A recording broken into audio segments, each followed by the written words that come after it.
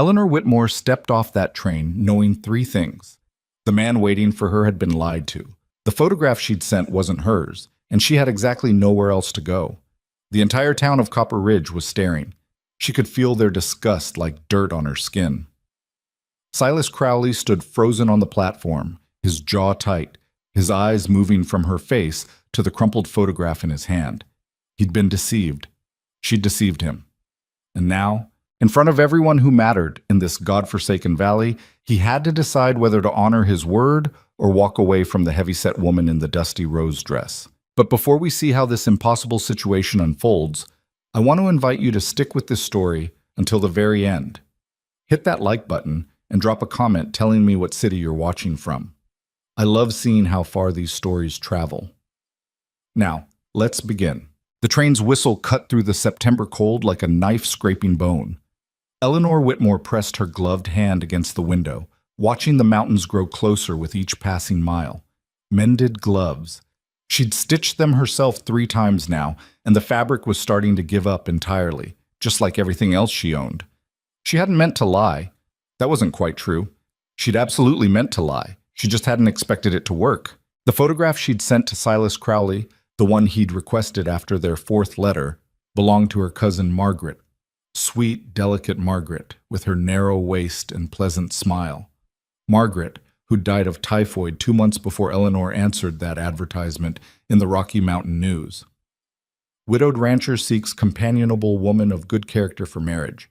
Must be hardy, willing to work, and comfortable with frontier isolation.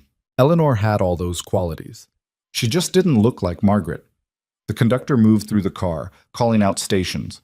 Copper Ridge, Colorado, end of the line. Her stomach twisted. She gathered her carpetbag and stood, smoothing the dusty rose dress she'd worn because it was the only one without visible patches. The fabric pulled across her shoulders. She was broad, always had been. Her mother used to say she was built for labor, not for show, which was a kind way of saying Eleanor would never be the woman men wrote poems about. She stepped onto the platform. The cold hit her first, then the stairs. Copper Ridge wasn't much. A handful of buildings clustered around the station, mountains rising like broken teeth in every direction, and enough wind to make a person question their life choices. But what it lacked in size, it made up for in gossip. Eleanor could feel eyes on her from every window, every doorway. A group of women near the general store stopped talking entirely, their mouths forming perfect O's of shock. And there, standing at the far end of the platform, was Silas Crowley. She knew him immediately. Not from a photograph, he'd never sent one, but from the way he carried himself. Tall, lean, weathered in that way men get when they spend more time with cattle than people. His hat was pulled low, but she could see his face well enough. Strong jaw, dark beard, eyes that looked like they'd forgotten how to trust anything. Those eyes were currently moving between her face and something in his hand. The photograph. Eleanor's heart hammered against her ribs, but she forced herself to walk toward him. Her boots were loud on the wooden planks. Behind her, she heard someone whisper, "That's her? That's the mail-order bride?" The phrase stung worse than the cold. Silas didn't move. He just stood there, holding that damned photograph like it was a legal document she'd forged, which, in a way, she had. She stopped 3 feet away from him. "Mr. Crowley." Her voice came out steadier than she'd expected. He didn't respond immediately, just kept staring at her, then at the photograph, then back at her.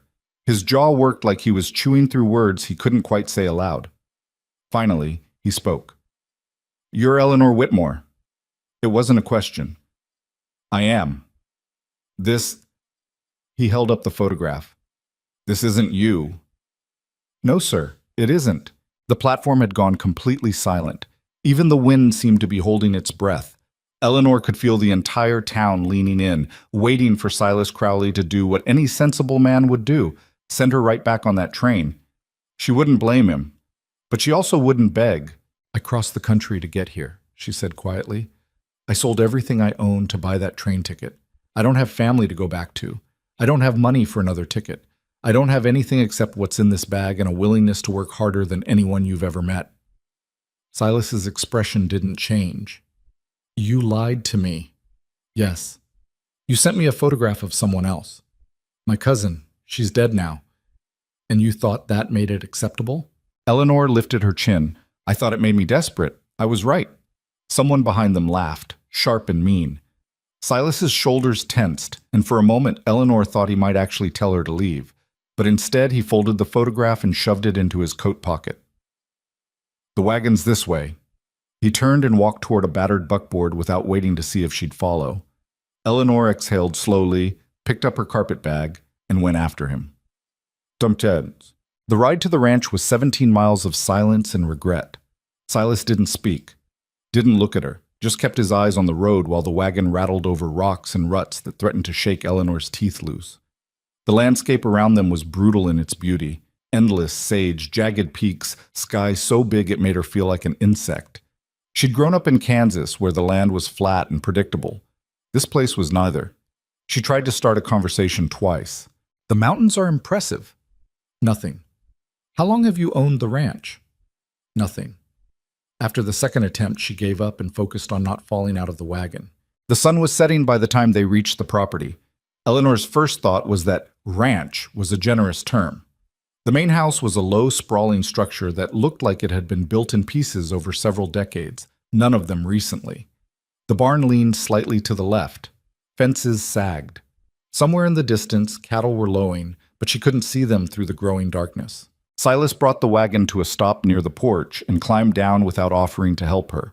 Eleanor managed on her own, her legs stiff from the journey. Bunkhouse is there.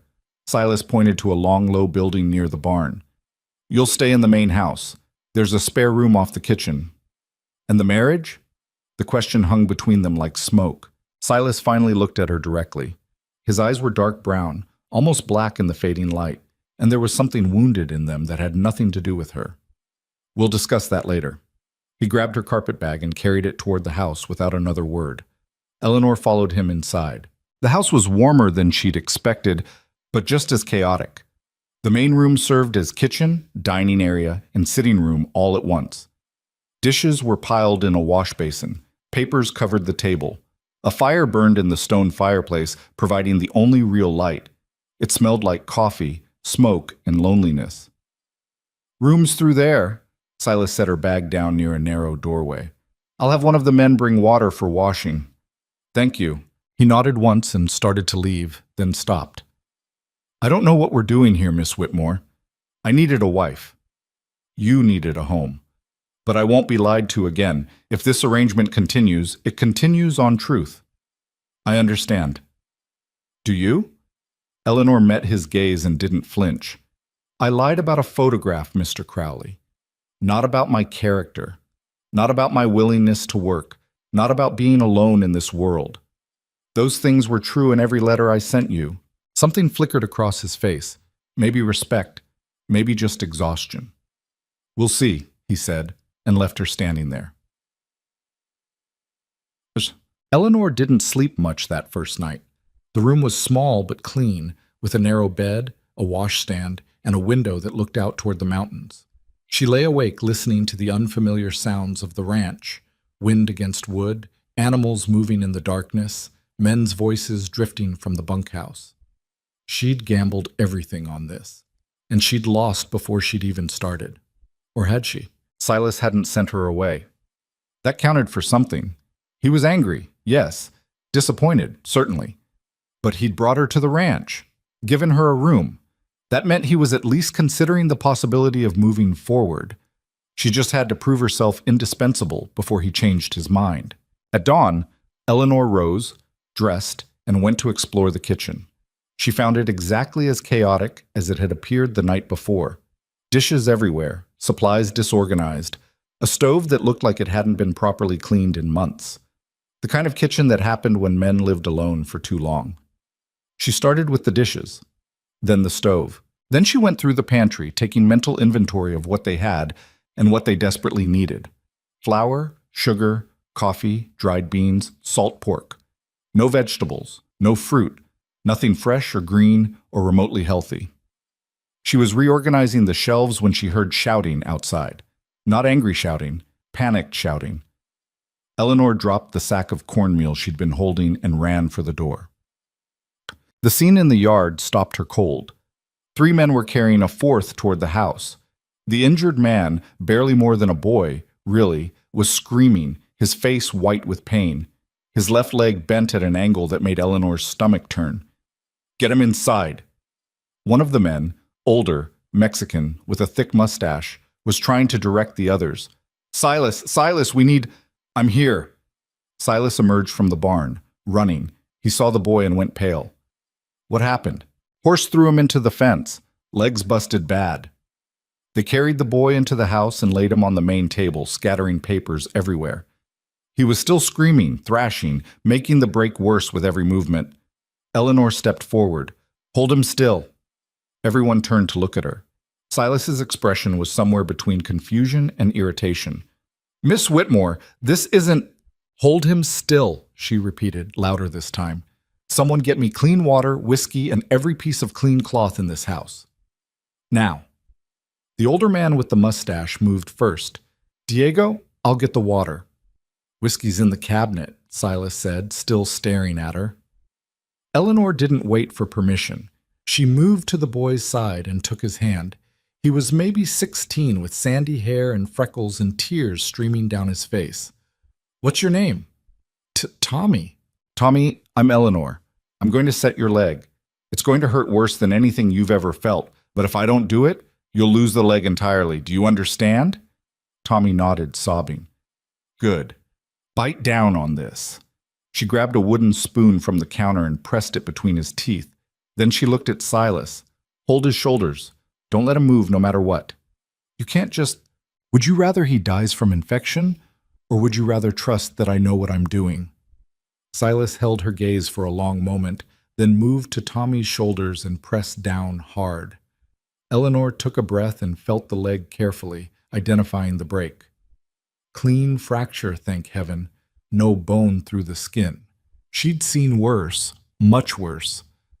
"On 3, she said. 1. She didn't wait for 3. She pulled hard and fast, feeling the bone slide back into place. Tommy's scream was inhuman. He thrashed so violently that it took both Silas and another ranch hand to keep him on the table, but the leg was straight. Diego returned with water and cloth. Eleanor washed her hands, then cleaned the area around the break as carefully as she could. Someone handed her the whiskey. She poured it over the wound, then took a long drink herself. "I need something for a splint. 2 straight pieces of wood, about this long." She held her hands apart. One of the men ran outside and came back with fence slats. Eleanor patted them with cloth, positioned them on either side of Tommy's leg, and bound them tight with strips torn from an old sheet. Her hands moved with absolute certainty, no hesitation, no doubt. When she finished, Tommy had passed out from the pain. The room was completely silent. Eleanor straightened, wiping her hands on her apron. "He needs to stay off that leg for at least 6 weeks. No riding, no walking unless absolutely necessary. Watch for fever, swelling, red streaks up the leg. If you see any of that, come get me immediately." She looked around at the men staring at her. Someone should probably move him to a bed now. Diego was the first to speak. "Where did you learn to do that?" "My father was a veterinarian. He treated people when there wasn't a doctor available, which was most of the time. I assisted him from the time I was 12. Silas stepped forward. His expression had changed completely. The anger was gone, replaced by something Eleanor couldn't quite read. "You saved his life." "I set a broken bone. He saved his own life by being young and strong. Don't diminish what you just did." Eleanor met his eyes and saw genuine respect there for the first time. It warmed something inside her she'd thought was frozen solid. "I told you I could work, Mr. Crowley. I meant it." "Porque." Word spread through the ranch like wildfire. By midday, everyone knew that the strange, heavy woman Silas had brought home, the one who didn't match her photograph, had calmly saved Tommy Reynolds' leg while the men stood around useless and panicking. Diego told the story to anyone who would listen, embellishing slightly with each retelling. Eleanor ignored the attention and focused on work. She finished organizing the kitchen, then moved to the ledgers she'd noticed on the desk in the corner. They were a disaster. Pages missing, numbers that didn't add up, expenses recorded in 3 different hands with no consistency. She'd seen better bookkeeping from children. "You don't need to do that." She looked up to find Silas standing in the doorway, hat in hand. "These books are a mess." I know. When was the last time you reconciled them? Silas shifted uncomfortably. I'm better with cattle than numbers. That's obvious. Eleanor flipped through another page, frowning. You're missing entries for at least 3 months. How do you know if you're making money or bleeding it? I know we're barely holding on. That's all I need to know. Eleanor shook her head and pulled out a fresh sheet of paper. Sit down. We're going to fix this. Miss Whitmore?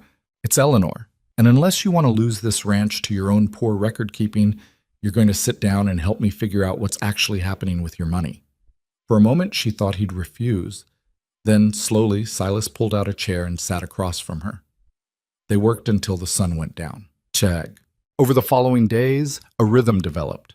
Eleanor would rise before dawn and start coffee. The men would come in for breakfast, biscuits, bacon, eggs when the hens cooperated, and she'd listen to them talk about the day's work.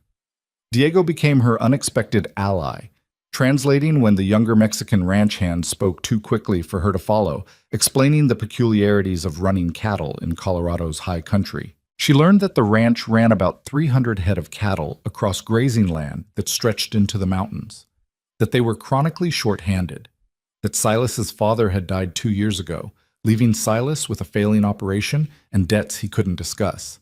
She also learned that Silas Crowley was a better man than he appeared. He was patient with the younger hands, firm but never cruel. He worked harder than anyone else, always the first one out and the last one in. He'd check on Tommy Reynolds twice a day, bringing the boy books and making sure he was healing properly. And late at night, when he thought no one was watching, he'd stand on the porch and stare at the mountains like they held answers to questions he couldn't ask.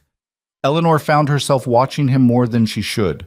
On the 4th day, she was in the garden, or what had once been a garden, trying to salvage something from the overgrown chaos, when Diego approached.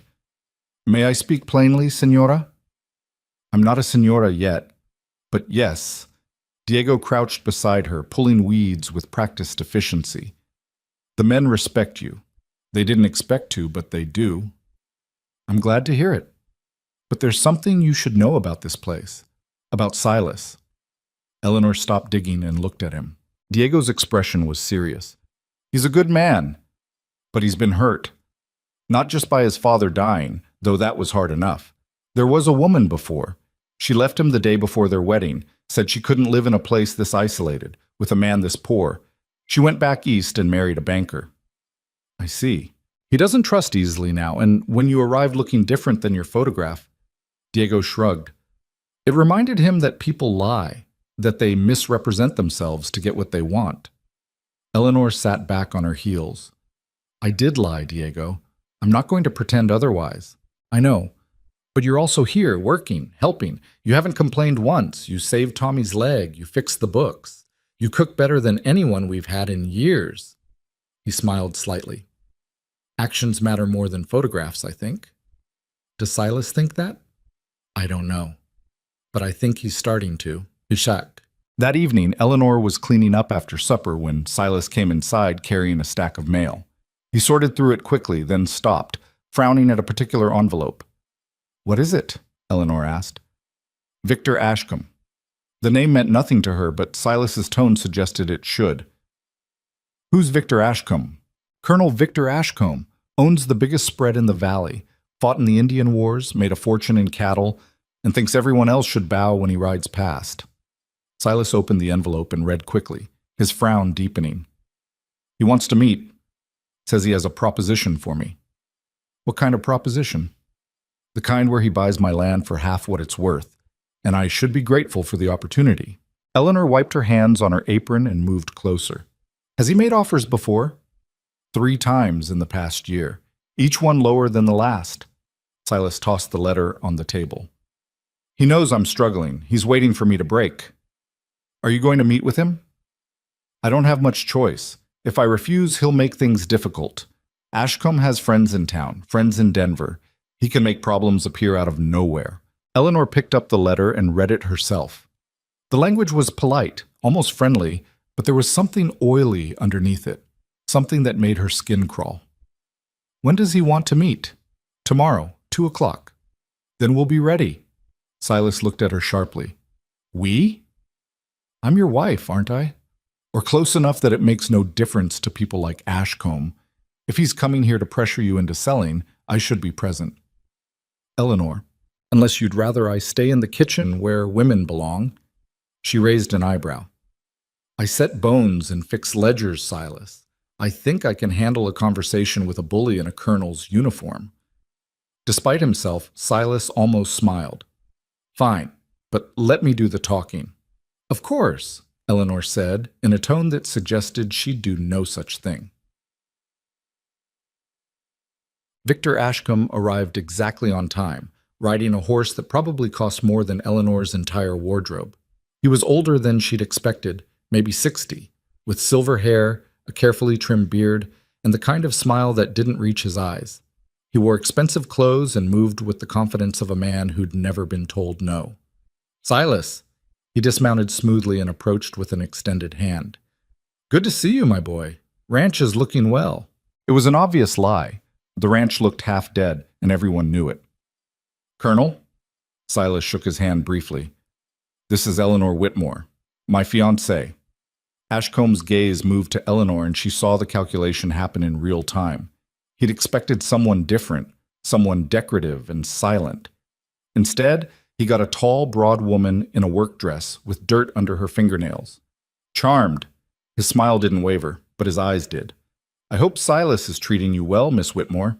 Mrs. Crowley, soon enough, Eleanor said evenly. And yes, he is. Wonderful, wonderful. Silas, you didn't mention you were engaged when we last spoke. It's recent. I see. Well, congratulations are in order. Ashcombe clasped his hands behind his back and looked around the property with exaggerated interest. Shall we discuss business then? They sat on the porch.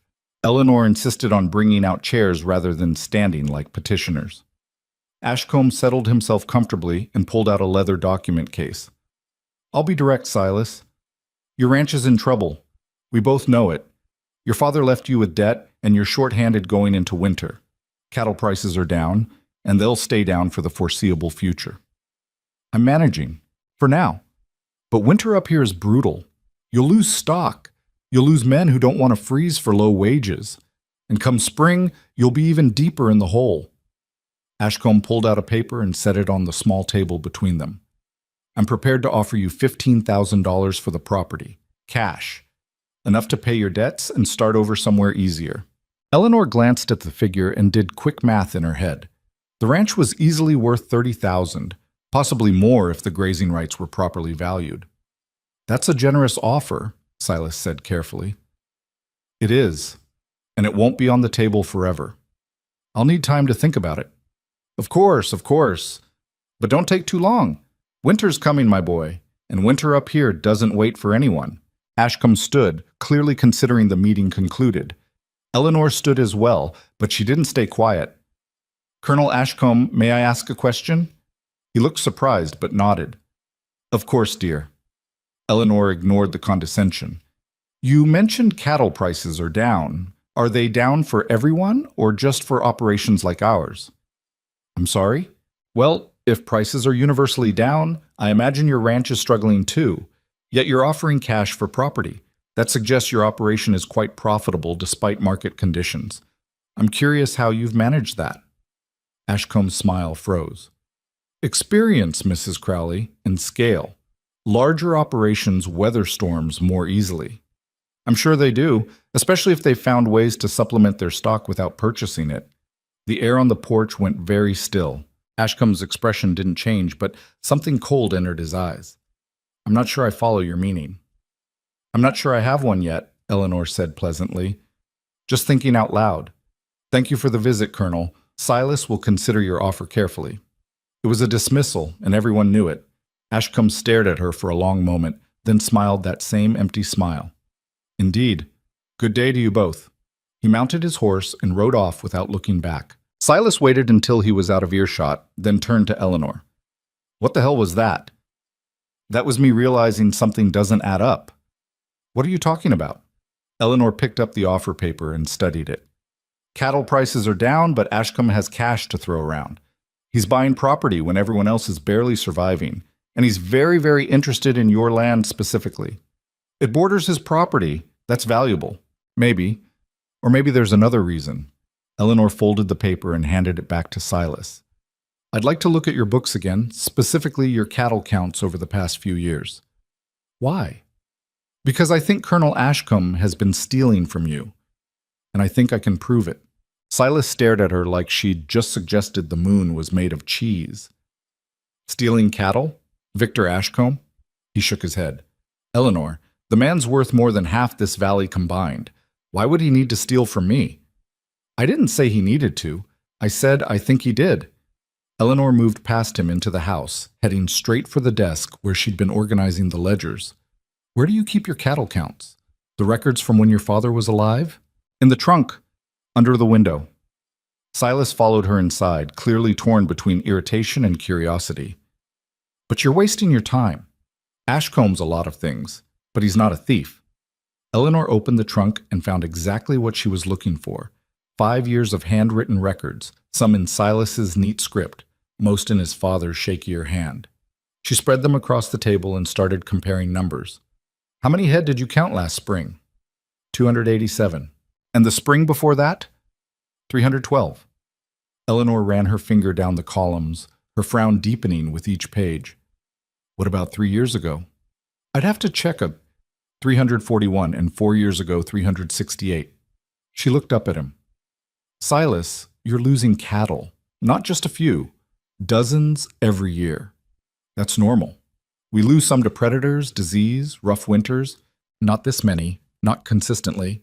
Eleanor pulled out another ledger, this one containing sale records.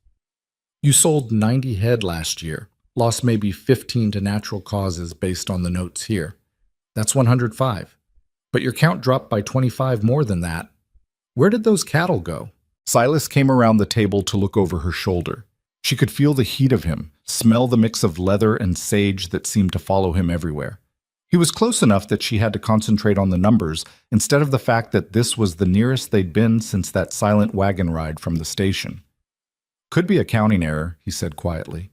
Every year for 4 years straight? Eleanor shook her head. Someone's been taking your cattle, Silas. Small numbers. Just enough that you'd assume it was normal loss. But add it up, and you're missing close to 100 head over 4 years. Even if you're right, and I'm not saying you are, why Ashcombe? He's got thousands of cattle on his own land. Eleanor tapped the map she'd found tucked into one of the ledgers. It showed the ranch boundaries, the grazing areas, the water sources. Because your land borders his. Look here, she traced a line along the eastern section. This pasture is remote, easy to access from his side. If someone wanted to quietly move cattle across the boundary and rebrand them, this is exactly where they'd do it. Silas was quiet for a long moment, studying the map. When he finally spoke, his voice was tight. My father mentioned missing cattle. 2 years ago, maybe longer. I thought he was just getting old, forgetting where he'd moved the herds. He died before... He stopped. Before I could ask him about it. Did he ever suspect Ashcombe? He never said the name. But he didn't trust him. Used to say the colonel smiled too much for a man who'd seen as much blood as he had. Silas straightened, running a hand through his hair. Even if you're right, what am I supposed to do? Accuse the most powerful man in the territory of being a cattle thief? I've got no proof. Just missing numbers in a ledger. Then we get proof. How? Eleanor looked him dead in the eye. We ride out to that eastern pasture and see what we find. Silas laughed, but there was no humor in it. You want to go check if Ashcombe's rebranding my cattle? Eleanor, if we're caught on his land, we won't go on his land. We'll stay on yours. Check the brands on the cattle in that remote section. If I'm wrong, then I'm wrong. But if I'm right, she let the implication hang between them. If you're right, we'll have a war on our hands. You already have a war. You just didn't know you were fighting it. Silas studied her face like he was seeing her for the first time. Really seeing her. Not the woman who didn't match the photograph, not the stranger who'd showed up uninvited, but someone who might actually understand what he was up against. Diego knows that pasture, he said finally. We'll need him with us, and we'll need to go at first light before the hands start moving cattle around. Agreed. And if I'm doing this, we're doing it right. Guns, supplies, and you stay behind me if there's trouble. Eleanor opened her mouth to argue, then closed it. Pick your battles. her father used to say. She'd won the important one. He was listening to her. She could fight about the rest later. Fine. Silas nodded once, then grabbed his hat. I need to talk to Diego. Get some rest. Dawn comes early up here. He was halfway to the door when Eleanor spoke again. Silas? He turned. Thank you for trusting me on this. His expression softened just slightly. You saved Tommy's leg. You fixed my books. You stood up to Ashcombe when most women would have stayed quiet. He paused. Maybe I should have trusted you sooner. Then he was gone, leaving Eleanor alone with the ledgers and a gnawing certainty that tomorrow was going to change everything. She looked down at the numbers spread across the table. Her father had taught her that numbers didn't lie. People did. Numbers just told you what already happened, clean and clear and indifferent to who got hurt by the truth. The truth here was that someone had been bleeding this ranch dry for years, and tomorrow she was going to prove it. Eleanor barely slept that night. She kept running scenarios through her head, what they'd find, what they wouldn't find, what Ashcombe would do if he discovered they were investigating him. The man had money, power, and the kind of influence that could destroy a small rancher without breaking a sweat. She'd insulted him, however politely, on that porch. Men like Ashcombe didn't forget insults. She finally gave up on sleep around 4 in the morning and went to make coffee. Diego was already in the kitchen, checking his rifle. Couldn't sleep either? She asked. I slept fine, just like thinking before I do something stupid. He looked at her with those sharp, dark eyes. You really think Ashcombe's stealing cattle? I think the numbers don't lie. Numbers can be wrong. Not this wrong, not this consistently. Eleanor poured coffee for both of them. You've been here longer than Silas. Did his father ever mention it? Diego was quiet for a moment, then nodded slowly. Once. Maybe 8 months before he died. He came back from checking the eastern pasture and said something felt off. Said he'd counted the herd 3 times and kept coming up short. But then winter hit and he got sick and... He shrugged. We thought it was just old age making him forgetful. It wasn't. No, I'm starting to think it wasn't. Silas emerged from his room a few minutes later, already dressed and armed. He looked like he'd slept about as well as Eleanor had, which was to say, not at all. His eyes were shadowed, his jaw tight, but his hands were steady as he checked his rifle and filled his pockets with ammunition. We ready? He asked. As we'll ever be, Diego replied. Eleanor stood. What do you need me to do? Silas looked at her for a long moment. Can you ride? Well enough. Then you're coming with us, but you follow my lead, and if I tell you to run, you run. Understood? Understood. It was a lie, and they both knew it. But Silas didn't call her on it. He just handed her a rifle and led the way to the barn. The ride to the eastern pasture took nearly 2 hours. The land rose steadily as they went, climbing into rougher territory where the sage gave way to scrub pine and the ground turned rocky and mean. Eleanor's horse, a steady gray mare named Patience, picked her way carefully over the uneven terrain. Eleanor had ridden before, but not like this. Not in mountains where one wrong step could send you tumbling down a slope that ended in broken bones or worse. But she kept her mouth shut and her eyes forward. Complaining wouldn't help anything. The sun was just starting to turn the eastern sky pink when they reached the pasture. It wasn't much to look at, just a wide, shallow valley surrounded by hills, with a stream cutting through the center.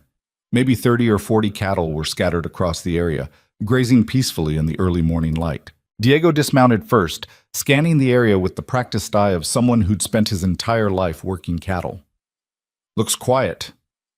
Let's check the brands, Silas said. They split up, moving slowly through the herd.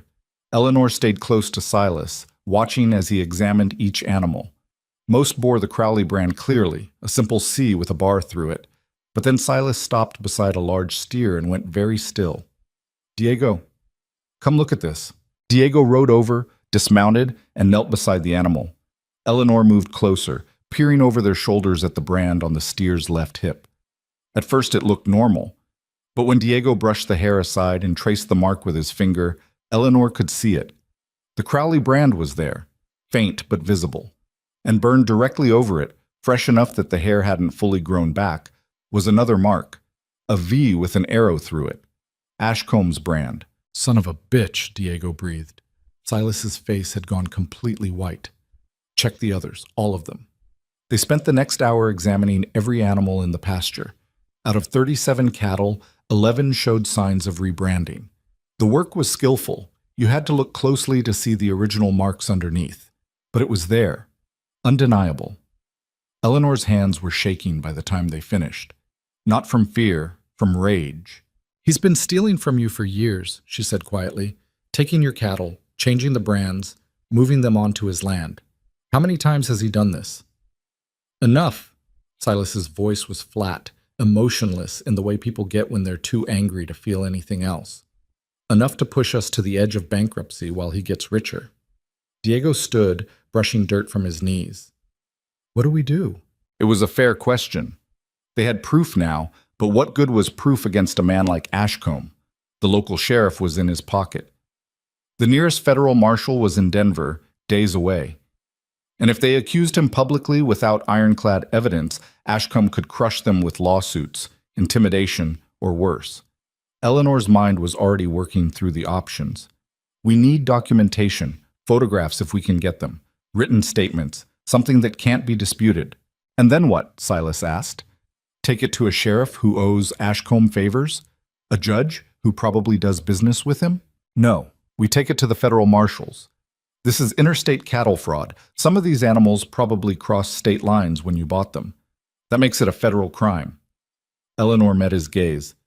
But we need more than 11 rebranded steers. We need to prove he's been doing this systematically. That means going through every animal on your ranch, documenting the evidence, and building a case so solid even Ashcombe's lawyers can't break it. That could take weeks.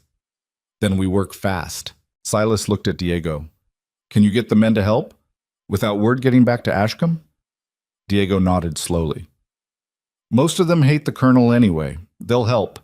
But we need to be careful. Ashcombe's got eyes everywhere. Then we keep this quiet.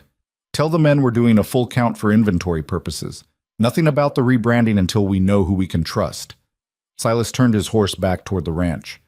Let's move. The sooner we start, the sooner we finish this. They were halfway back when Eleanor noticed the rider on the ridge. She didn't say anything at first, just watched the distant figure sitting motionless on horseback, silhouetted against the brightening sky. Too far away to identify, but close enough to have seen them. Silas, she said quietly. He followed her gaze and went rigid. Diego, you see him? I see him. One of Ashcombe's men? Probably.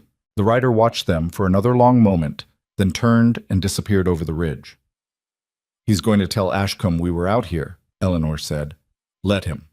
Silas's voice was hard. We weren't on Ashcombe's land. We were checking our own cattle. That's not a crime. No, but it means Ashcombe knows we're looking. Good. Maybe it'll make him nervous. Nervous people make mistakes. Eleanor hoped he was right. But as they rode back toward the ranch, she couldn't shake the feeling that they'd just set something in motion that couldn't be stopped. Ashcombe wasn't the type to get nervous. He was the type to eliminate threats. And right now, they were definitely a threat. The next 2 weeks were the hardest Eleanor had ever worked. Every morning, she'd ride out with Silas, Diego, and a rotating crew of ranch hands to check cattle. They'd examine brands, take notes, document locations. Eleanor kept meticulous records, which animals showed rebranding, where they were found, estimated dates based on hair growth and scar tissue. She treated it like a medical case, because in a way, it was. Evidence of trauma. A body that told a story if you knew how to read it. The men started looking at her differently during those weeks, not as the strange woman who'd shown up with a false photograph, but as someone who knew what she was doing, someone who didn't quit when the work got hard. Tommy Reynolds, whose leg was healing well enough that he could hobble around the house, helped her organize the documentation. He'd sit at the kitchen table for hours, carefully copying Eleanor's notes into a clean ledger that could be presented as evidence. Why's the colonel doing this? He asked one afternoon. He's already rich. Some men always want more, Eleanor replied. Doesn't matter how much they have. They see something they want, they take it. That's stealing. Yes, it is. My pa always said stealing was the worst thing a man could do, worse than fighting or drinking or even killing sometimes, because it meant you thought you were better than the rules everyone else had to follow. Eleanor looked at this boy. Barely 16, still limping from his injury, trying to understand how the world could be so unfair. Your pa was right. By the end of the second week, they had documented 43 rebranded cattle, 43 animals that had started as Crowley property and been systematically stolen and remarked. Based on Eleanor's calculations, that represented roughly $12,000 in theft over the past 4 years, maybe more. It was enough to ruin a struggling ranch, which, she suspected, was exactly the point. Silas was sitting on the porch that evening, cleaning his rifle, when Eleanor brought him the final count. 43, he said quietly, staring at the number. 43. That we found. There might be more that we missed, or that he's already sold off. Silas set down the rifle and rubbed his face. He looked exhausted. My father knew. He had to have known, toward the end. That's why he was so worried about the ranch failing. It wasn't just bad luck or bad management. Someone was sabotaging us from the inside. Eleanor sat down beside him. The evening was cool, the sky turning that particular shade of purple that only happened in the mountains. Somewhere in the distance, a coyote called. "What are you going to do?" she asked. "What can I do? Ride into town and accuse the most powerful man in the territory? He'll deny it. His lawyers will bury me. And even if I could prove it, by the time the case goes to trial, I'll be bankrupt." "So you're just going to let him get away with it?" "I didn't say that." Silas looked at her. "But I need to be smart about this. Rushing and angry gets people killed." Eleanor couldn't argue with that logic, but sitting still felt impossible when she knew what Ashcombe had done. "There has to be a way. If there is, I haven't found it yet." They sat in silence for a while. Then Eleanor spoke again, her voice thoughtful. "What if we didn't go to local authorities? What if we went straight to the federal marshals? Sent them the documentation, requested an investigation? That could take months, maybe longer. But they'd have to investigate. This is federal jurisdiction, interstate commerce, livestock fraud. They can't ignore it." Silas considered this. "Maybe. But we'd need more than just our word in a ledger. We'd need witnesses willing to testify, evidence that could hold up in court." "Then we get it." Eleanor leaned forward. "Diego's been here for years. He can testify about the missing cattle, the pattern of losses. Tommy can testify about what we found. And I can testify as someone with no previous connection to this valley, no reason to lie. Ashcombe's lawyers would tear you apart. Let them try." Silas almost smiled at that. "You're not afraid of much, are you?" "I'm afraid of plenty. I'm just better at being angry than being scared." Eleanor stood. "But right now, I'm going to make dinner." "You should eat something. You're getting too thin." She was halfway to the door when Silas called her name. "Yeah? Thank you for all of this, for..." He gestured vaguely at the ranch, the ledgers, everything. "For caring." Eleanor felt something warm settle in her chest, something she wasn't quite ready to name. "You gave me a home when I had nowhere else to go," she said quietly. "This is the least I can do." She went inside before he could respond, her heart beating faster than it should. The next morning, everything changed. Eleanor woke to the sound of shouting. She threw on her dress and ran outside to find Silas, Diego, and 3 ranch hands standing in the yard, staring at something in the distance. Smoke. Thick black smoke rising from the direction of the eastern pasture. "Someone's burning the grass," Diego said, his voice tight. "Not just burning it. Look at the pattern." Silas pointed. "They're driving fire toward our cattle. If it spreads to the pine..." He didn't need to finish. A fire in the dry timber would destroy everything. "Get everyone up," Silas barked. "Wet down the barn, the house, anything that can burn. Diego, you're with me. We need to get those cattle out before they're trapped." "I'm coming too," Eleanor said. "No, you're staying here." "Like hell I am. You need every hand you've got. I can ride, I can drive cattle, and I'm not standing around while you risk your neck alone." Silas looked like he wanted to argue, but there wasn't time. "Fine, but you stay close to Diego. You hear me?" Eleanor was already running for the barn. The ride to the pasture was terrifying. The smoke was worse than it had looked from the ranch. Thick enough to choke on, hot enough to make the horses nervous. They could hear cattle bellowing in panic, see flames licking through the dry grass on the far side of the valley. "They're trapped," Diego shouted over the roar of the fire. "We need to turn them toward the stream." They split up, riding hard around the panicked herd. Eleanor had never done anything like this before. Never tried to redirect frightened animals while smoke burned her lungs and heat singed her face. But she'd watched the men work for weeks now. She understood the principle. Get ahead of the leaders, turn them, and the rest would follow. She pushed Patience hard, racing around the edge of the herd. A burning branch fell directly in front of her horse. Patience reared, nearly throwing her, but Eleanor held on and forced the mare forward. She reached the lead steers and started yelling, waving her arms, doing everything she could to turn them toward the water. It worked. Slowly, too slowly, the herd began to shift direction. Silas appeared through the smoke, his face black with soot. "Get them to the stream! Once they're in the water, they'll be safe!" They drove the cattle toward the creek, pushing them into the shallow water where the flames couldn't reach. 37 animals. Every one of them survived. But when Eleanor turned to look back at the pasture, her heart sank. The entire valley was burning. Diego rode up beside her, coughing. Someone set this deliberately, multiple ignition points. This wasn't an accident. "Ashcombe," Eleanor said. "Maybe, or maybe he just hired someone to do his dirty work." Diego wiped soot from his face. "Either way, this is a message." "What kind of message?" "The kind that says stop looking, or next time it won't just be grass." Eleanor's hands tightened on the reins. She looked at Silas, who was staring at the burning pasture with an expression she couldn't quite read, not fear, not even anger, something colder, calculation. "We need to get back to the ranch," he said quietly. "Now." They rode back in silence, the smoke following them like a ghost. When they reached the ranch, Silas dismounted and went straight to his room. He came out 5 minutes later carrying a gun belt and a rifle. "What are you doing?" Eleanor asked.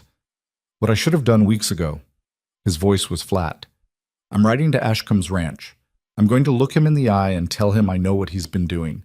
And I'm going to make it very clear that if he comes near my property again, I'll kill him." "That's a terrible idea." "It's the only idea I have left." Eleanor stepped in front of him, blocking his path to the door. "You ride over there armed and angry. You're not coming back. He'll either kill you or he'll have you arrested for threatening him. Either way, you lose." "Then what do you suggest?" Eleanor's mind was racing. They needed leverage. They needed something that would make Ashcombe back down without violence. Something that would hurt him more than bullets could. And then she saw it, clear as daylight. "We go public," she said. "Not with local authorities, with everyone. We write up everything we've found, the rebranded cattle, the pattern of theft, the fire today. We send copies to newspapers in Denver, to the territorial governor, to the federal marshals, to every cattlemen's association in the region. We make so much noise that Ashcombe can't silence us without making it worse." Silas stared at her. "That would start a war." "The war already started. We're just choosing to fight it on our terms instead of his." Eleanor held his gaze. "But it has to be airtight, every fact verified, every witness willing to testify. We get one shot at this, Silas. If we do it wrong, he buries us. If we do it right, we bury him." "Exactly." Diego had been listening from the doorway. "She's right. Violence plays into his hands, but evidence? Truth? That's something he can't fight as easily." Silas lowered the rifle slowly. The rage was still there in his eyes, but it was controlled now, focused. "How long would it take to prepare?" "A week. Maybe less if we work around the clock." Eleanor moved to the desk and started pulling out papers. "We document everything, every rebranded animal, every witness statement, every financial record that shows the pattern. We build a case so solid, even a corrupt judge can't ignore it. And if Ashcombe comes after us before we're ready, then we defend ourselves. But we don't go looking for a fight we might not win." Eleanor looked at both men. "Are you with me?" Diego nodded immediately. Silas took longer, the internal war visible on his face. But finally, he set down the rifle and joined her at the desk. "Let's get to work." They worked through the night and into the next day, stopping only when their hands cramped or their eyes refused to focus anymore. Eleanor organized everything with the precision of a field surgeon. Witness statements in one pile, financial records in another, maps and brand documentation in a third. Tommy copied the final versions in his careful script, while Diego tracked down every ranch hand who'd witnessed the rebranding or the fire. By the third day, they had something that looked less like scattered evidence and more like a legal indictment. Eleanor sat back in her chair, rubbing her temples. Her head ached from squinting at numbers by lamplight, and her fingers were stained with ink. Across the table, Silas was reviewing the witness statements for what had to be the 10th time. "This is good," he said quietly. "This is really good. It needs to be better than good." Eleanor reached for the coffee pot and found it empty. Again. "We need it to be undeniable. Short of catching Ashcombe in the act, I don't know what more we can do."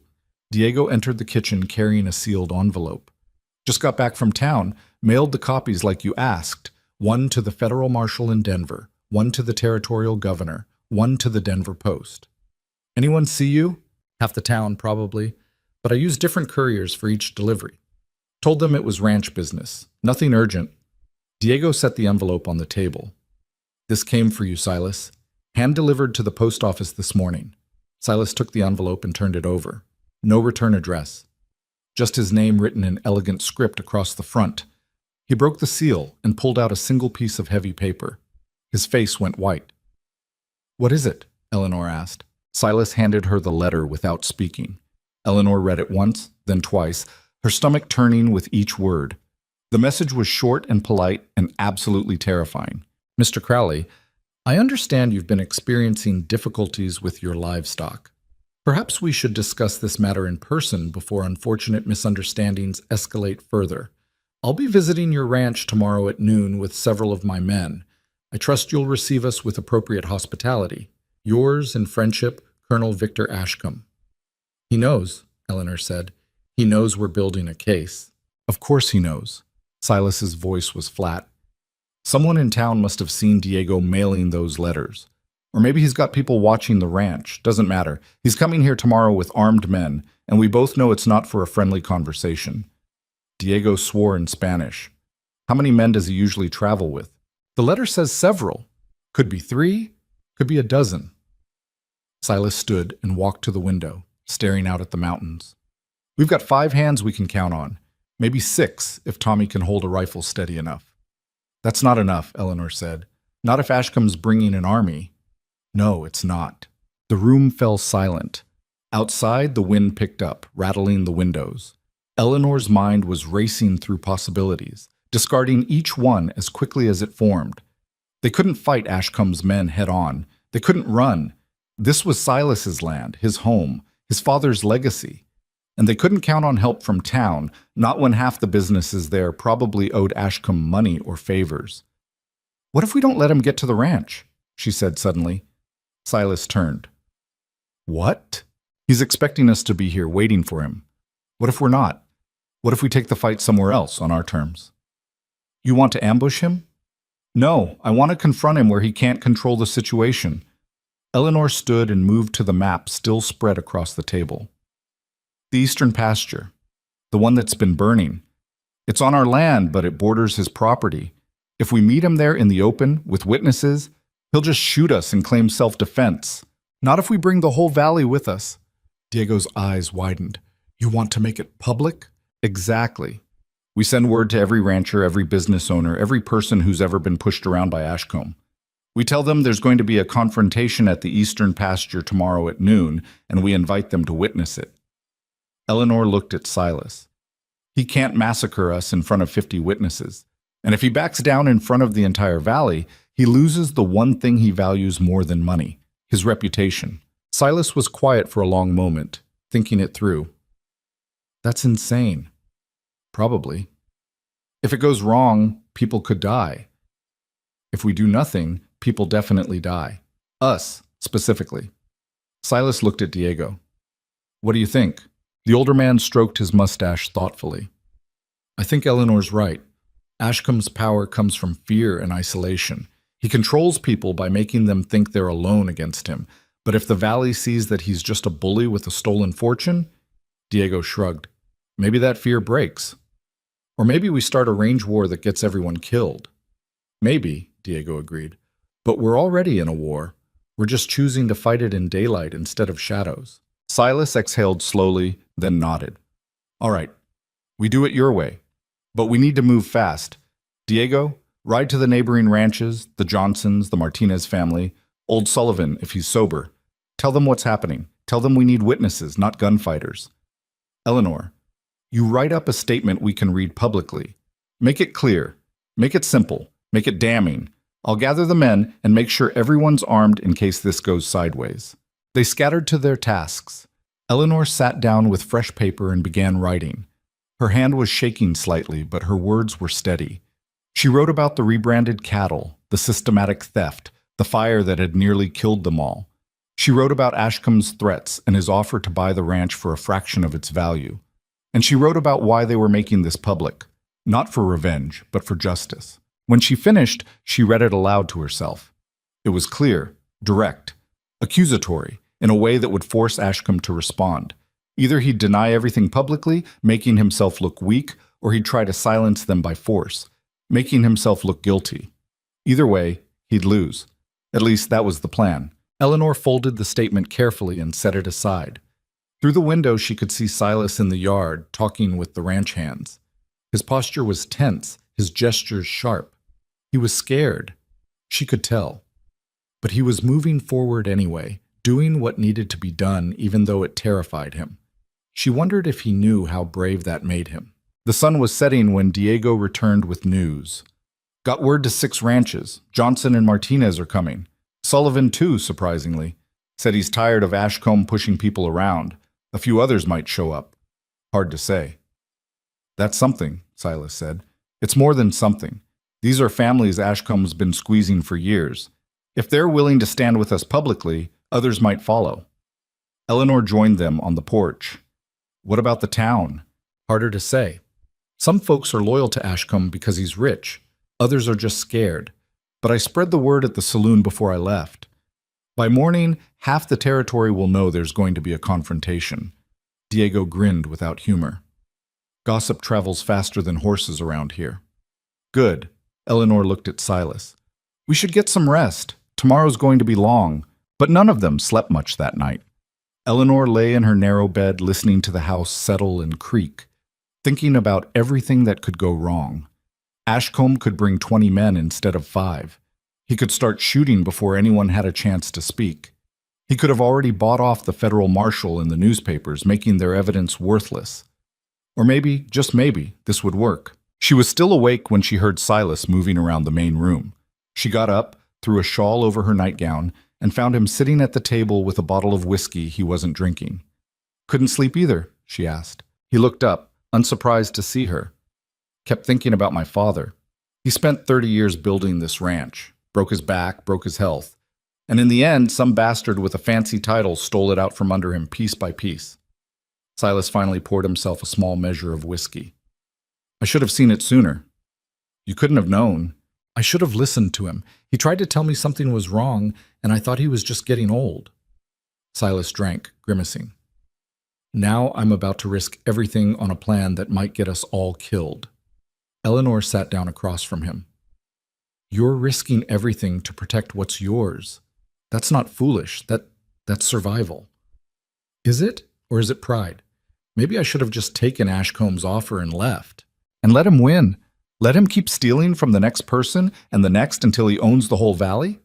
Eleanor shook her head. You're not fighting for pride, Silas. You're fighting because someone has to. Because if everyone just accepts that men like Ashcombe can do whatever they want, then what's the point of laws or justice or any of it? Silas looked at her for a long moment. When you got off that train, I thought you were the worst thing that could have happened to me. I remember. I was wrong. You're the best thing that's happened to this ranch in years. Maybe ever. He paused. I'm sorry I didn't see it sooner. Eleanor felt heat rise in her face. You gave me a home when I had nothing. You could have sent me back on that train, and you didn't. That's more than most men would have done. I almost did send you back. But you didn't. They sat there in the lamplight, not quite looking at each other, the words they weren't saying hanging heavy in the air between them. Eleanor wanted to reach across the table, take his hand, tell him that somewhere in the past few weeks she'd stopped thinking of this as a business arrangement and started thinking of it as something else entirely. But tomorrow they might both be dead. So what was the point? We should try to rest, she said instead. Even just a few hours. Silas nodded but didn't move. Eleanor? Yeah? If this goes wrong tomorrow, if Ashcombe starts shooting, I want you to run. Don't try to be brave. Don't try to help. Just get on a horse and ride as far from here as you can." "I'm not running." "Eleanor?" "No." She stood, her jaw set. "I'm not leaving you to face this alone. We started this together, and we're finishing it together. So you can save your chivalrous speeches for someone who will actually listen to them." Despite everything, Silas almost smiled. "You're impossibly stubborn." "So I've been told." She left him there with his whiskey and his worries, went back to her room, and somehow managed to sleep for a few hours before dawn. When she woke, the house was already alive with activity. Ranch hands were loading rifles, checking ammunition, saddling horses. Tommy was up, despite his still healing leg, helping where he could. Diego was organizing supplies like they were heading into battle, which, in a way, they were. Eleanor dressed quickly and joined them. Silas was in the yard giving instructions, his voice calm, but his eyes dark with tension. When he saw her, he handed her a rifle. "You know how to use this?" "Well enough. Keep it loaded, keep it close, and if I tell you to use it, don't hesitate." Eleanor took the rifle, feeling the weight of it. She'd fired guns before. Her father had taught her to hunt small game when she was young, but she'd never pointed one at a person. She hoped today wouldn't be the first time. They rode out just after 9 in the morning. The plan was to reach the eastern pasture early, set up a position where they could be seen clearly, and wait. Wait for Ashcombe. Wait for the witnesses Diego had summoned. Wait to see if this insane gamble would actually work. The valley was already filling with people when they arrived. Eleanor had expected maybe a dozen, but as they crested the ridge overlooking the burned pasture, she counted at least 30 horses, maybe more. Ranchers she recognized from Diego's descriptions. Townspeople who'd ridden out to see what would happen, even a few cowboys who worked for other spreads, come to watch the show. "Word really did spread," Silas muttered. "Good," Eleanor said.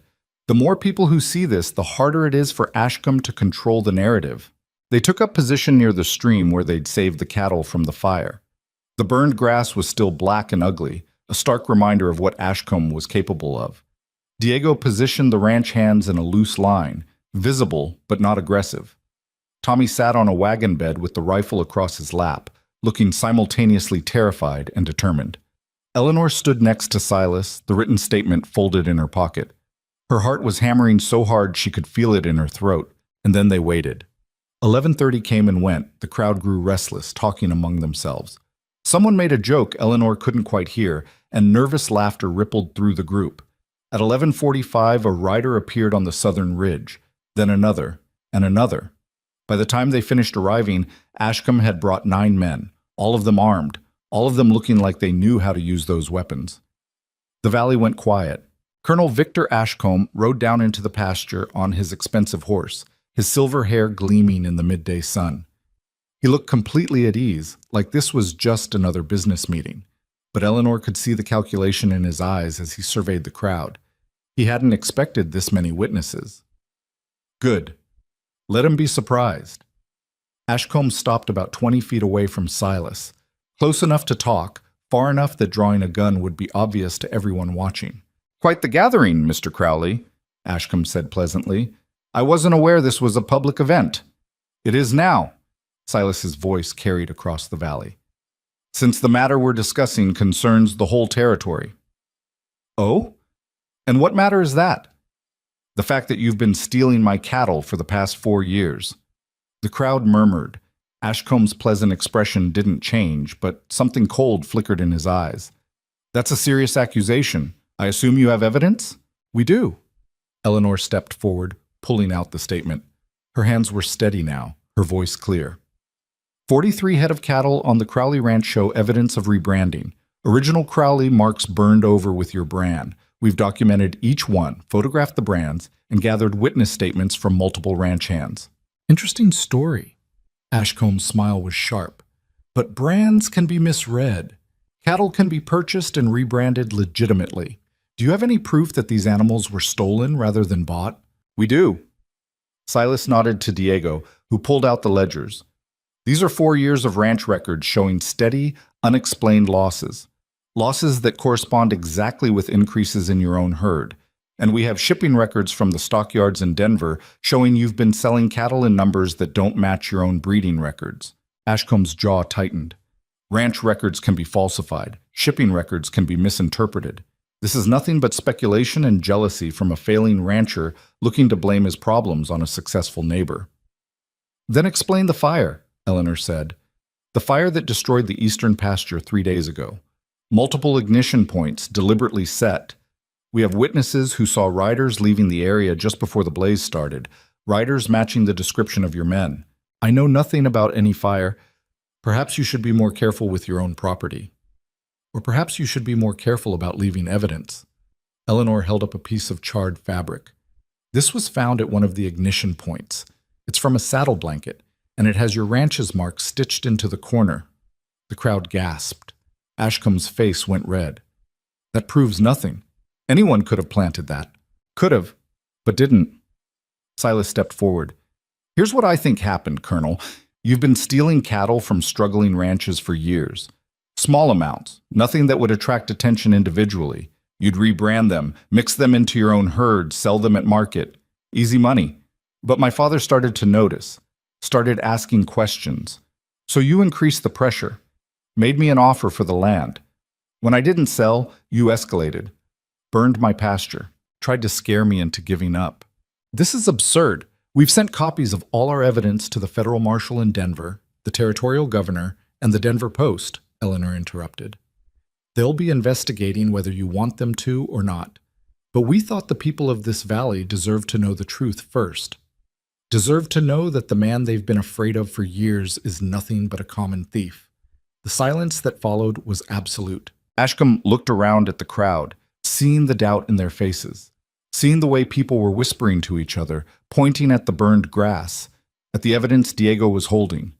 His power had always come from fear and reputation, and Eleanor had just shattered both in front of everyone who mattered. You have no idea what you've done, Ashcombe said quietly, his voice shaking with rage. I have lawyers. I have connections. I have friends in places you can't even imagine. This evidence won't mean anything. I'll crush you. I'll take everything you have and scatter it to the wind. Maybe? Silas's voice was steady. But you'll have to do it in front of all these witnesses, in front of federal investigators, in front of newspapers that are going to be very interested in a decorated colonel who turned cattle thief. He paused. Your reputation is already destroyed, Ashcombe. The only question now is whether you make it worse by threatening us in front of half the valley. Ashcombe's hand moved toward his gun. Every man on Silas's side raised their rifles in unison. The crowd scattered, people diving for cover. Eleanor's heart stopped, but Ashcombe didn't draw. His hand hovered there for a long moment, trembling with barely contained fury. Then, slowly, he lowered it. This isn't over, he said. Yes, Eleanor replied. It is. Ashcombe stared at her with pure hatred. Then he turned his horse and rode away, his men following. They disappeared over the ridge, leaving nothing but dust and silence behind them. The crowd erupted. People were shouting, talking, arguing. Some were congratulating Silas, others were debating whether the evidence was real. But everyone was talking about it. The story was out now, spreading like the fire Ashcombe had set, and there was no stopping it. Diego clasped Silas's shoulder. You did it. We did it, Silas corrected, looking at Eleanor. But Eleanor wasn't celebrating.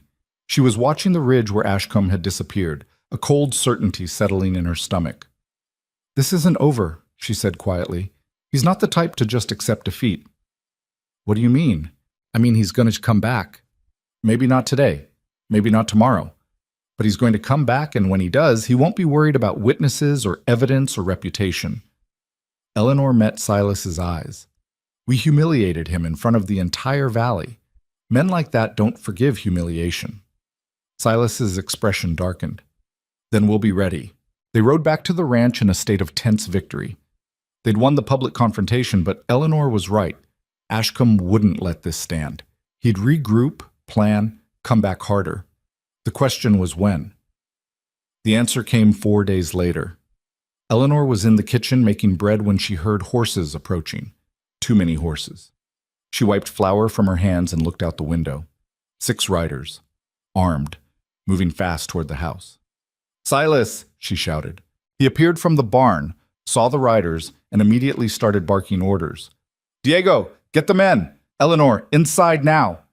But Eleanor had already grabbed the rifle from beside the door. She took up position by the window, watching as the riders approached. They weren't Ashcomb's men. The lead rider wore a badge. Federal Marshal. Hold your fire, Eleanor called out.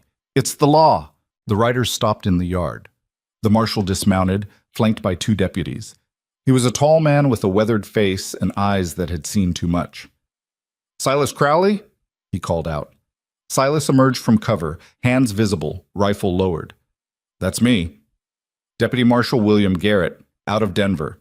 I'm here about a complaint filed regarding cattle theft and interstate fraud. He looked around at the armed ranch hands. You folks planning to shoot a federal officer? Depends on why you're here, Silas replied. I'm here to investigate. Got your evidence package 3 days ago. Interesting reading. Garrett gestured to one of his men, who pulled out a leather satchel. But I also got this. Complaint filed by Colonel Victor Ashcombe claiming you've been making false accusations to damage his reputation. Says you've been stealing his cattle and trying to cover it up by framing him. Eleanor felt her stomach drop. That's a lie, she said. Garrett looked at her. And you are? Eleanor Whitmore, soon to be Mrs. Crowley. I'm the one who documented the evidence. Then you're the one I need to talk to. Garrett dismounted and approached the porch. Because according to Ashcomb's filing, you're a con artist who arrived here under false pretenses and has been manipulating Mr. Crowley into believing these wild stories. That's not... I need to see your evidence. All of it. The original documents, not copies. The cattle you claim were rebranded. And I need to speak with your witnesses. Garrett's expression was neutral, unreadable. This is a federal investigation now. Both sides get heard. Both sides get examined. And then I make a determination about who's telling the truth and who's going to jail for fraud. Eleanor and Silas exchanged glances. This was exactly what they'd wanted, federal involvement. But Ashcombe had turned it against them, making himself the victim. We'll cooperate fully, Silas said. The evidence is inside. The cattle are in the eastern pasture, and our witnesses are ready to testify. Good. Garrett nodded. Then let's get started. Because if even half of what either of you is claiming is true, somebody's going to hang for this. He said it matter-of-factly, like discussing the weather. And Eleanor realized that the war wasn't over after all. It was just beginning. Marshal Garrett spent 2 days examining everything. He went through the ledgers line by line, asking Eleanor to explain every notation, every calculation, every conclusion she'd drawn. He interviewed Diego, Tommy, and each ranch hand separately. He rode out to the eastern pasture and personally examined the rebranded cattle, taking his own photographs with equipment he'd brought from Denver. Eleanor watched him work with growing anxiety. The man was thorough. She'd give him that. But thorough could cut either way. If he believed Ashcomb's version of events, that she was a con artist who'd manipulated Silas, then everything they'd built would collapse. On the 3rd day, Garrett asked to speak with Eleanor alone. They sat in the main room, the marshal on one side of the table and Eleanor on the other. His face gave away nothing. He'd probably played poker with better liars than she'd ever meet. Tell me about the photograph, he said. Eleanor's stomach tightened. What photograph? The one you sent Mr. Crowley before you arrived. Colonel Ashcombe claims you misrepresented yourself to secure a marriage proposal from a vulnerable man. Is that true? There was no point lying. Garrett would find out anyway. Yes, the photograph I sent wasn't of me. It was my cousin's.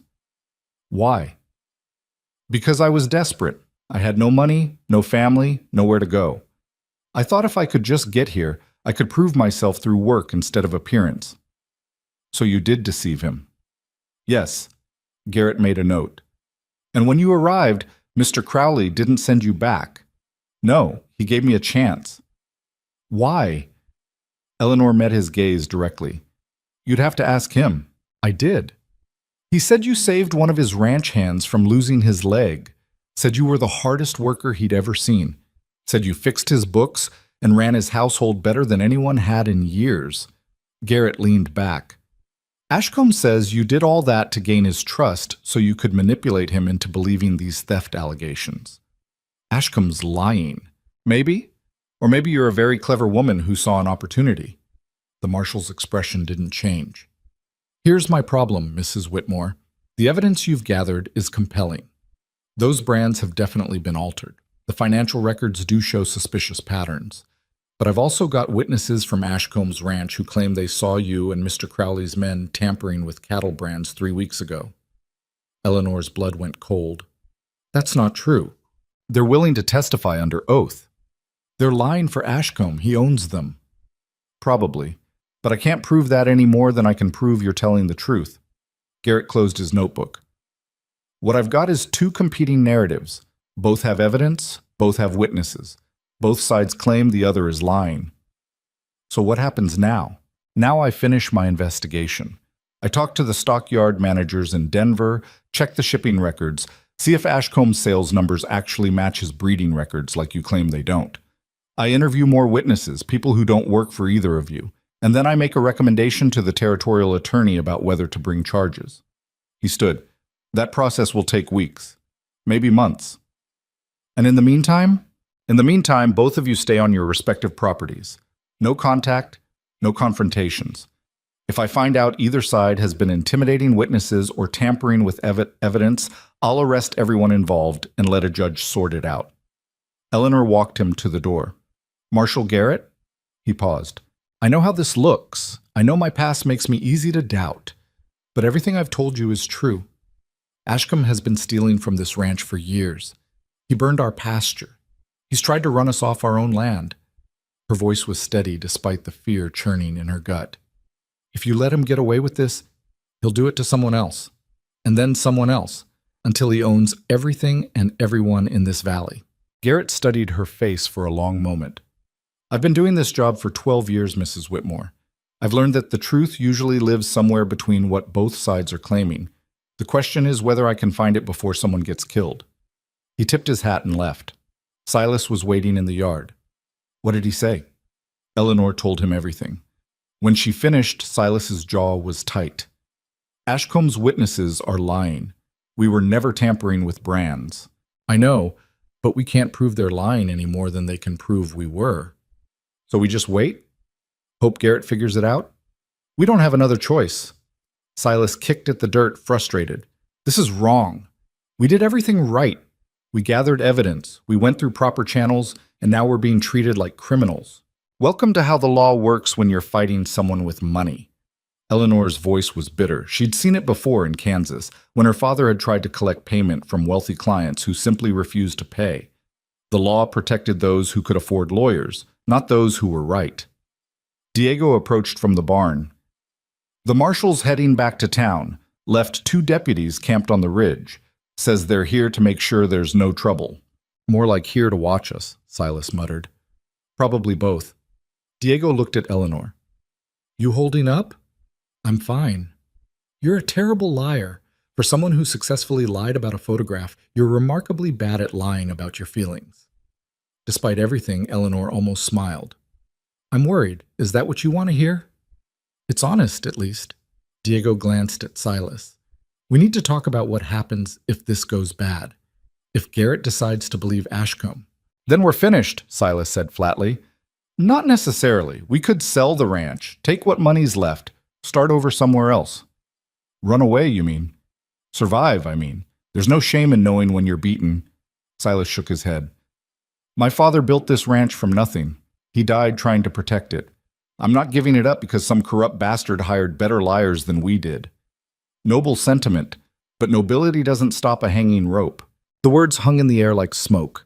Eleanor had been trying not to think about that possibility. That Garrett might actually recommend charges against them instead of Ashcombe. That she might end up in a territorial prison for fraud, or worse. But hearing Diego say it out loud made it real. We're not there yet, she said quietly. Garrett's still investigating. We have to trust the evidence will speak for itself. And if it doesn't? Eleanor didn't have an answer for that. The next week crawled by. The deputies stayed on the ridge, watching. No word came from Denver. The ranch work continued, cattle needed tending regardless of federal investigations, but everything felt suspended, like they were all holding their breath waiting for something terrible to happen. Tommy's leg had healed enough that he could walk without limping, though Diego still wouldn't let him ride. The boy spent most of his time in the house, copying documents and asking questions Eleanor couldn't answer. What if Marshal Garrett believes the colonel? He asked one afternoon. Then we deal with it. But how? If the law's on his side, what can we do? Eleanor set down the potato she was peeling. Tommy, you remember when you broke your leg? When everyone was panicking and you were screaming? Yeah. Did panicking fix your leg? No. Did screaming make the bone heal faster? No. Exactly. Sometimes all you can do is set things as right as you can and then wait for the healing to happen.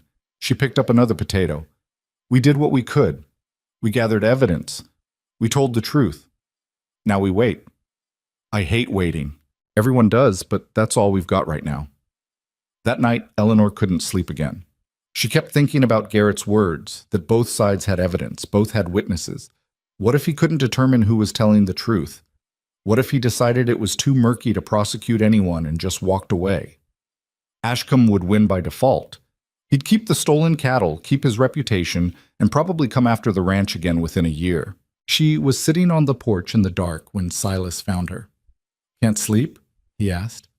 Got too good at it when I first arrived. Now my body thinks 3 hours is plenty. He sat down beside her, close enough that their shoulders almost touched. You should try to rest. This waiting is hard enough without being exhausted. I know. My brain just won't stop running through possibilities. All bad ones, I'm guessing. Mostly, yeah.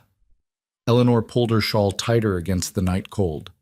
I keep thinking about what Diego said, about knowing when you're beaten. You think we're beaten? I think we might be. I think we did everything right, and it still might not be enough because Ashcombe has more money and better connections and a history that makes him look respectable. She turned to look at Silas. I'm sorry I got you into this. You didn't get me into anything. I was already in it. I just didn't know how deep. Silas was quiet for a moment. Eleanor, can I ask you something? Sure. If Garrett decides against us, if we lose the ranch, what will you do? Eleanor had been trying not to think about that. I don't know. Find work somewhere. Try to survive. Would you stay? With me? The question caught her off guard. What? I mean, Silas seemed to be choosing his words carefully. When you first arrived, this was supposed to be a business arrangement, marriage in exchange for a home, but it's been months now and we still haven't. He stopped, frustrated. What I'm asking is whether you're here because you have nowhere else to go or because you want to be here. Eleanor's heart was beating too fast. Does it matter? Yeah, it does. She looked at him in the darkness. This man who'd almost sent her away, who'd given her a chance when he had every reason not to, who'd listened to her wild theories and trusted her judgment, even when it meant risking everything. I want to be here, she said quietly. I stopped thinking of this as a transaction weeks ago. Good. Because so did I. He took her hand. His palm was rough with calluses, warm against her fingers. They sat there in the dark, not talking, just being present with each other while the whole world felt like it was waiting to collapse. If we lose everything, Silas said finally, at least we lose it together. That's a terrible comfort. It's all I've got. Eleanor squeezed his hand. Then I'll take it. 2 days later, riders appeared on the eastern horizon. 6 of them, moving fast. For a moment, Eleanor thought it was Ashcombe's men coming to finish what they'd started. But then she recognized the lead horse. Marshal Garrett was back. He dismounted in the yard, his face grim. Diego appeared from the barn, Silas from the house. They all gathered in tense silence while Garrett pulled documents from his saddlebag. I've completed my investigation, he said without preamble. Talked to the stockyard managers in Denver, examined 5 years of shipping records, interviewed 12 witnesses who don't work for either of you. Eleanor held her breath. Colonel Ashcombe has been running a sophisticated cattle theft operation for at least 6 years, possibly longer. He's been stealing small numbers from multiple ranches, rebranding them, and selling them through various stockyards to avoid detection. Based on the shipping records alone, I estimate he's stolen somewhere between 2,000 and 3,000 head over that period. Relief flooded through Eleanor so fast she felt dizzy. The evidence you provided was instrumental, Garrett continued, looking at her. The financial analysis in particular. I showed it to an accountant in Denver, and he confirmed your conclusions. Ashcombe's been showing profits that don't match his actual cattle production. So you're arresting him? Silas asked. Federal marshals arrested him yesterday afternoon. He's currently in custody in Denver awaiting trial on charges of interstate cattle fraud, theft, conspiracy, and arson. Garrett pulled out another document. His ranch has been seized as evidence.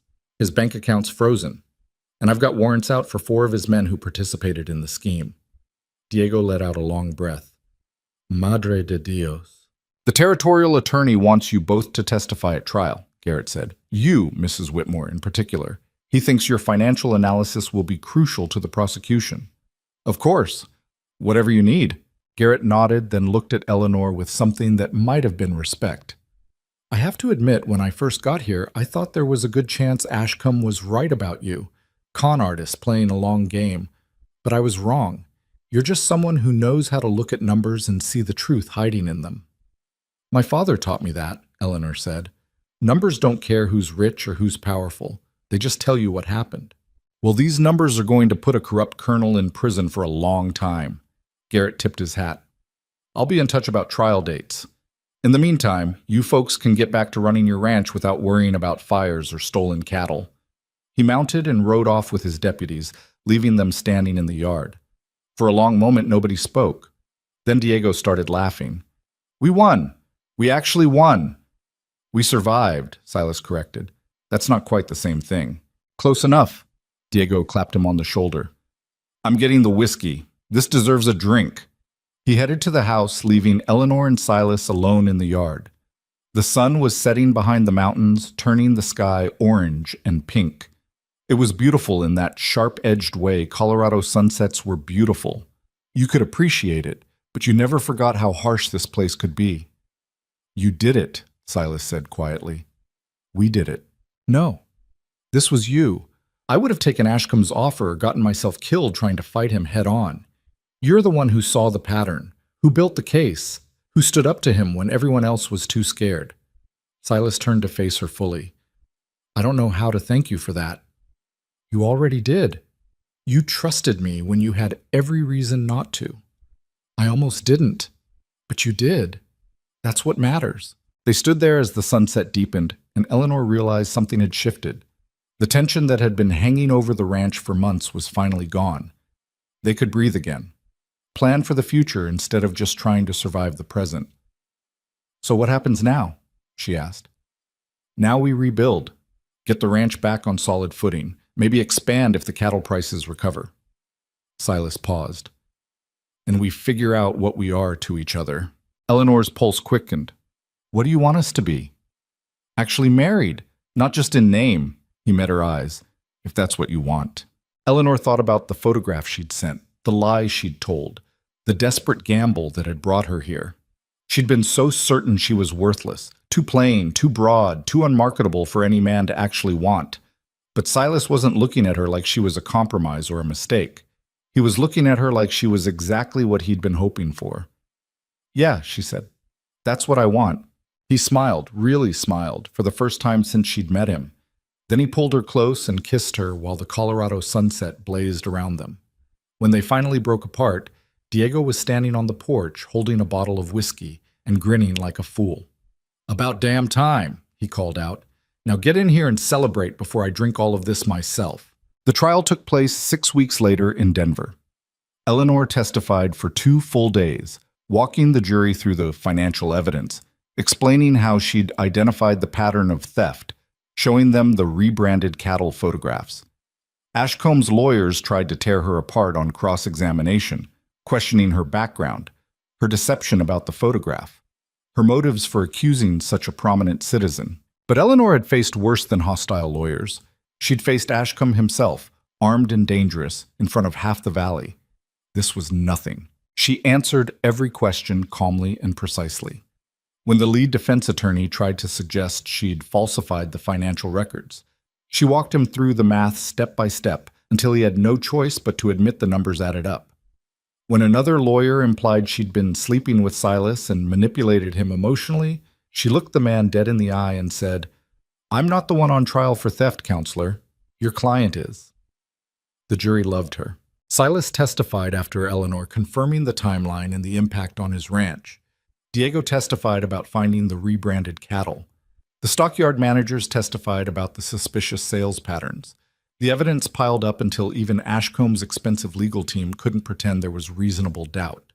The jury deliberated for 3 hours, guilty on all counts. The judge sentenced Ashcombe to 15 years in federal prison. His ranch was sold at auction, the proceeds going to compensate the ranchers he'd stolen from. 4 of his men were convicted as accomplices and sentenced to prison terms ranging from 3 to 8 years. The Denver Post ran the story on the front page. Decorated colonel exposed as cattle thief, mail-order bride cracks the case. Eleanor hated that headline. The phrase mail-order bride made it sound like she'd been shipped in a crate. But she couldn't deny it was accurate, technically speaking. They returned to the ranch in early November. Winter was coming. You could smell it in the air, see it in the way the cattle started moving to lower pastures. But this time, Eleanor wasn't worried about whether they'd survive until spring. With the compensation money from Ashcomb's seized assets, Silas had paid off his father's debts and had enough left over to hire 2 more hands and buy breeding stock. The ranch was going to make it. A week after they returned, they had the wedding. It wasn't much. Just Diego, the ranch hands, a few neighboring families, and a traveling preacher who happened to be passing through. Eleanor wore the same dusty rose dress she'd arrived in, freshly mended. Silas wore his only suit, which didn't fit quite right across the shoulders. The ceremony took place on the porch at sunset. Eleanor had worried it would feel strange, finally making official something they'd both been thinking of as real for months. But when the preacher asked if she took Silas as her husband, and she said yes, it felt exactly right. That night, alone in Silas's room, their room now, Eleanor finally let herself believe she'd found what she'd been looking for when she answered that advertisement. Not just survival, not just a roof over her head, but a home, a partner, a future that was more than just getting through the next day. "What are you thinking about?" Silas asked. They were lying in bed, his arm around her head on his chest. Outside, the wind was picking up. First snow would probably come within the week. "I'm thinking about that photograph," she said. "The one I sent you, the lie that started all of this." "What about it?" "I spent my whole life thinking I wasn't enough. Not pretty enough, not delicate enough. Not the kind of woman men wrote poems about. So I sent you someone else's picture because I thought you'd never want the real me. And I was wrong. You didn't want the picture. You wanted someone who could work, who could think, who could stand beside you when things got hard." Eleanor propped herself up on one elbow. "I thought I had to be someone else to be wanted. Turns out I just had to be myself." Silas tucked a strand of hair behind her ear. "That photograph did me a favor, actually." "How do you figure?" "If you'd sent a real picture, I might have said yes for the wrong reasons. Because you looked pleasant or seemed respectable. Instead, you showed up looking different than I expected, and I had to decide based on who you actually were instead of what you looked like." He smiled slightly. "Turns out that was better. Even when I was standing there covered in Tommy's blood, setting his leg while you all panicked? Especially then, that's when I knew you were stronger than anyone I'd ever met." Eleanor kissed him, slow and deep, letting herself feel everything she'd been too scared to feel for months. When they finally broke apart, she was smiling. "What?" Silas asked. "I'm just happy. Is that allowed? I think we've earned it." They lay there listening to the wind, warm under the quilts, safe in a house they'd fought to keep. Tomorrow there would be work, cattle to move before the snow, supplies to inventory, 100 small tasks that made up ranch life. But tonight, there was just this. Just them. Just the quiet certainty that they'd survived the worst and come out the other side together. Outside, the first snowflakes began to fall. Winter came hard that year. Snow piled up against the barn doors, ice formed on the water troughs every morning, and the temperature dropped so low that breathing felt like swallowing broken glass. But the ranch held. The cattle survived in the lower pastures where Diego had moved them. The supplies Eleanor had inventoried and rationed lasted through January and into February. And the house, reinforced and winterized with money from the Ashcombe settlement, stayed warm even when the wind howled like something alive and angry. Eleanor learned what frontier winter actually meant. It meant days when you couldn't see the barn from the house because of blowing snow. It meant checking on livestock in conditions that could kill you if you got turned around. It meant cabin fever setting in among the ranch hands, tempers flaring over nothing, Diego breaking up fights in the bunkhouse at least once a week. But it also meant quiet evenings with Silas, the two of them going over ranch plans for spring while the fire crackled and the wind rattled the windows. It meant learning to bake bread that didn't come out dense as a brick.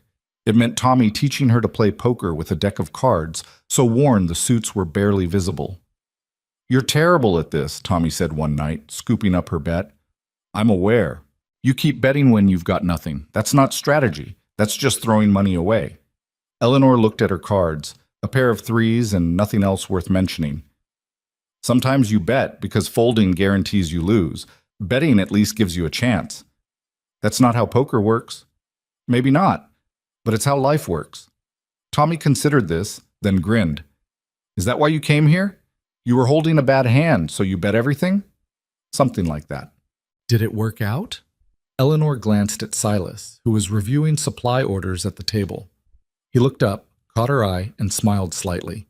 That same small smile that meant more than grand gestures ever could. "Yeah," she said. "It worked out." The letter from Denver arrived in late February, brought by a courier who'd braved the mountain passes specifically to deliver it. Eleanor recognized the seal immediately, Territorial Court. Her hands shook slightly as she opened it. It was from the prosecutor handling Ashcombe's case. "Dear Mrs. Crowley," it began, "I am writing to inform you that Colonel Victor Ashcombe has filed an appeal of his conviction. His legal team is arguing procedural errors and claiming that key evidence was obtained improperly. A hearing has been scheduled for April 15th to determine whether the appeal has merit. Your presence may be required should the court decide to re-examine the evidence." Eleanor read it twice, then handed it to Silas without speaking. He read it, his jaw tightening with each line. Can they do this? He was convicted. The jury saw everything. "Appeals are standard in major cases," Eleanor said, trying to keep her voice steady. "Doesn't mean they'll succeed. But they might." "They might." Silas crumpled the letter in his fist. "I'm so damn tired of fighting this man. He's in prison where he belongs, and he's still trying to destroy us. He's desperate. Desperate people do stupid things." Eleanor took the letter from him and smoothed it out. "We beat him once. We can beat him again." "I don't want to beat him again. I want him to stay beaten." "I know, but that's not how this works." Diego had been listening from the doorway. "What do you need?" "Time to prepare, mostly. The hearing's not until April. That gives us 2 months to make sure every piece of evidence is still solid, every witness is still willing to testify." Eleanor looked at Silas. "We documented everything the first time. We just have to do it again. And if the court decides the evidence was obtained improperly, then we find new evidence, or we live with the fact that sometimes bad people win." Eleanor stood. "But I'm not assuming that's going to happen. Not yet." The next 2 months were a strange echo of the previous summer. Eleanor went back through all the financial records, double-checking every calculation. Diego tracked down the ranch hands who'd testified, making sure they'd be available if called again. Tommy, whose leg had healed completely, rode to neighboring ranches gathering additional witness statements from other victims of Ashcombe's theft operation.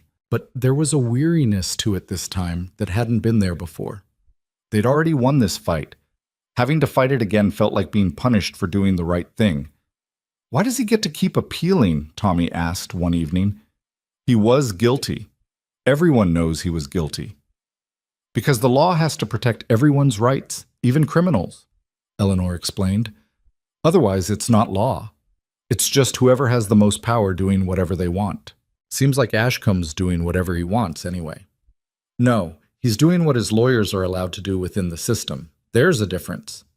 Eleanor set down the ledger she'd been reviewing. "The law's not perfect, Tommy. It's slow, it's frustrating, and sometimes it feels like it protects the guilty more than the innocent. But it's still better than no law at all." "Is it?" Eleanor thought about that. About vigilante justice and range wars, and the kind of violence that happened when people decided laws didn't apply to them. She'd seen the aftermath in Kansas, feuds that lasted generations, families destroyed, children growing up thinking violence was the only way to solve problems. "Yeah," she said finally. "It is." April came with mud and melting snow and the kind of wet cold that seeped into your bones. Eleanor and Silas made the trip to Denver, leaving Diego in charge of the ranch. The city had grown since Eleanor had last seen it. More buildings, more people, more noise. It made her appreciate the isolation of the ranch, the quiet that let you hear yourself think. The hearing was held in the same courthouse where the original trial had taken place. Ashcombe was brought in wearing prison clothes instead of his expensive suits. He'd lost weight, his silver hair had gone completely white, and there was a hardness in his eyes that hadn't been there before. Prison did that to people. It either broke them or made them meaner. Ashcombe had chosen meaner. His lawyers argued that Marshal Garrett had overstepped his authority, that the search of Ashcombe's ranch had been conducted without proper warrants, that witness testimony had been coerced. They were grasping at straws, but they were expensive lawyers who knew how to make straws look like structural beams. Eleanor testified again, answering the same question she'd answered 6 months ago. Ashcombe's lawyers tried to rattle her, suggesting she'd fabricated evidence to frame an innocent man. She responded with the same calm precision she'd used the first time, walking them through every calculation until their objections sounded hollow, even to them. The hearing lasted 3 days. On the afternoon of the third day, the judge called for a recess to review the arguments. Eleanor and Silas waited in the hallway outside the courtroom, not speaking, just existing in that terrible space between hope and dread. An hour passed, then another. Finally, the bailiff called them back inside. The judge was an older man with gray hair and the kind of face that had seen too much human stupidity to be surprised by anything. He looked at the lawyers, then at Ashcombe, then at Eleanor and Silas. "I've reviewed all arguments and evidence presented," he said. "The defense claims procedural errors in the original investigation and trial. However, I find no evidence that Marshal Garrett acted outside his legal authority. The searches were conducted on probable cause. The witnesses testified voluntarily. And the financial evidence presented by Mrs. Crowley is mathematically sound and independently verifiable." Eleanor felt Silas's hand find hers under the table. "Furthermore," the judge continued, "even if I were to exclude certain evidence on technical grounds, the remaining evidence is still sufficient to support the jury's verdict. The appeal is denied. Colonel Ashcombe will continue serving his sentence as originally determined." The gavel came down with a finality that echoed through the courtroom. Ashcombe's lawyers immediately requested another appeal to a higher court. The judge denied that too, stating that the case had been thoroughly examined and no further appeals would be entertained without extraordinary new evidence. It was over. Really over this time. Ashcombe was let out in chains, his face twisted with rage. As he passed their table, he looked directly at Eleanor. "You ruined me," he said quietly. "You came here with your lies and your schemes, and you destroyed everything I built." Eleanor met his gaze without flinching. "You ruined yourself. I just did the math." A guard pulled Ashcombe away before he could respond. Eleanor watched him go, feeling nothing. Not triumph, not satisfaction. Just tired relief that this particular fight was finally finished.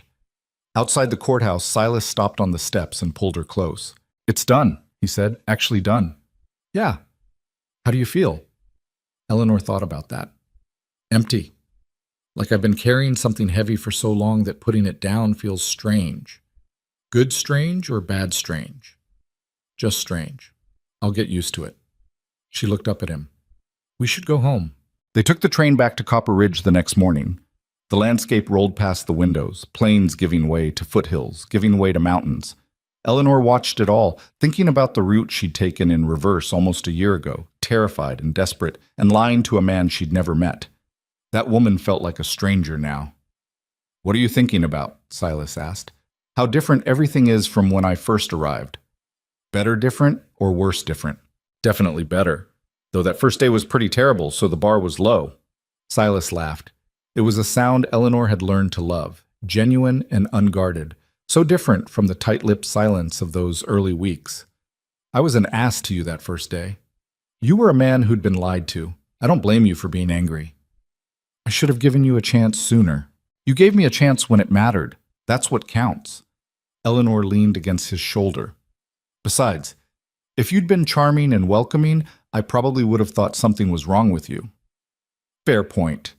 They arrived back at the ranch just before sunset.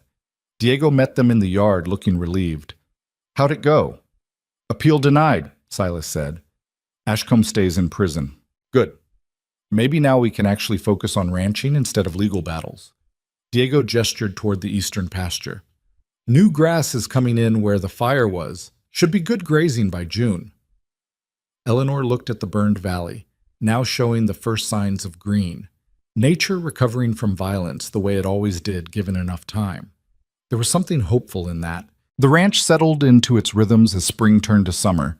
Calving season came and went with fewer losses than expected. The cattle prices recovered slightly, not back to their peak, but better than the desperate lows of the previous year. Eleanor took over the ranch's books completely, implementing systems that let them track every animal, every expense, every dollar in and out. She was good at it, better than she'd ever been good at anything else. Numbers made sense to her in a way people often didn't. They had rules, patterns, logic. You could trust them to tell you the truth if you knew how to read them properly. But she'd also learned that numbers weren't the only truth that mattered. There was the truth of relationships, of trust built slowly over shared work and shared danger. The truth of belonging somewhere, of being part of something larger than yourself. The truth that sometimes the things you thought made you worthless, being too broad, too plain, too different from what was expected, were exactly what made you valuable. One evening in late June, Eleanor was in the garden pulling weeds when a rider approached. She didn't recognize him at first. A young man, maybe 20, with nervous energy and a courier's satchel. "Mrs. Crowley, that's me? I've got a letter for you from Kansas." Eleanor's heart lurched. She hadn't heard from Kansas in over a year, hadn't expected to ever hear from Kansas again. She took the letter, paid the courier, and waited until he'd ridden off before opening it. The handwriting was shaky but familiar. Her Aunt Martha, her mother's sister, the only family Eleanor had left in the world, and not a particularly close one. They'd never gotten along. Martha had disapproved of Eleanor's father, disapproved of his work, disapproved of Eleanor helping him instead of learning to be a proper lady. "Dear Eleanor," the letter began, "I hope this reaches you. I heard from the Johnsons that you'd gone west to marry. I'm writing because I thought you should know that your mother's house sold last month. After settling the debts, there was a small amount left, $53. I'm sending it with this letter, as it's rightfully yours. I also wanted to tell you that I was wrong about you. Your father wrote me several times before he died, and he always spoke of how proud he was of your intelligence and your strength. I dismissed it at the time, thinking he was being overly indulgent, but I see now that he knew you better than I did. I hope you found happiness in Colorado. You deserved better than what Kansas offered you. Your aunt, Martha." Eleanor read the letter 3 times, tears blurring the words. It wasn't an apology exactly. Martha wasn't capable of direct apologies, but it was acknowledgement, recognition, and that was enough. Silas found her there in the garden, crying over a letter and a small envelope containing $53 in bills. "What's wrong?" Eleanor handed him the letter. He read it, then sat down beside her in the dirt. "Your father was right," he said, "about you being intelligent and strong. I didn't always feel that way. Most of my life, I felt like a mistake, like I'd been built wrong, shaped wrong, expected to fit into spaces that weren't designed for someone like me. And now I know the spaces were wrong, not me. I just had to find the right place." Eleanor wiped her eyes. $53. That's all that's left of the life I had before. What are you going to do with it? Eleanor thought about that. $53 was enough to buy supplies, fix equipment, invest in the ranch. Or she could save it, keep it as emergency money in case everything went wrong again. But she'd spent too much of her life being scared of what might go wrong. "I'm going to buy breeding hens," she said. "Good ones, so we can have fresh eggs year-round instead of rationing them all winter." Silas smiled. "That's the most practical thing I've ever heard." "I'm a practical woman." "Yeah, you are." He kissed her forehead. "That's one of the things I love about you." It was the first time either of them had used that word. Love. It hung in the air between them, terrifying and wonderful in equal measure. "I love you too," Eleanor said. "Even though you were terrible to me that first day. I'll spend the rest of my life making up for it. I'll hold you to that." They sat in the garden as the sun set, covered in dirt, talking about breeding hens and garden plans and all the small, ordinary things that made up a life. It wasn't romantic in the way poems described romance. There were no grand gestures or sweeping declarations, just two people who'd found each other through desperation and lies and fear, and somehow built something real out of all that broken foundation. The summer passed into fall. The ranch had its best year in a decade. Cattle sales were strong, the compensation money from Ashcombe's seizure had been invested wisely, and for the first time since his father's death, Silas could pay his hands properly and still have money left over. Eleanor kept the books, managed the household, and discovered she had a talent for negotiating with suppliers in town. The same shopkeepers who'd stared at her with disgust when she'd first arrived now greeted her by name and gave her fair prices. Respect, she'd learned, wasn't something you were born with or given. It was something you earned through work and integrity and refusing to quit when things got hard. In October, Eleanor realized she was pregnant.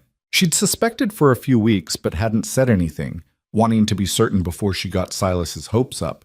When the doctor in town confirmed it, she rode back to the ranch trying to figure out how to tell him.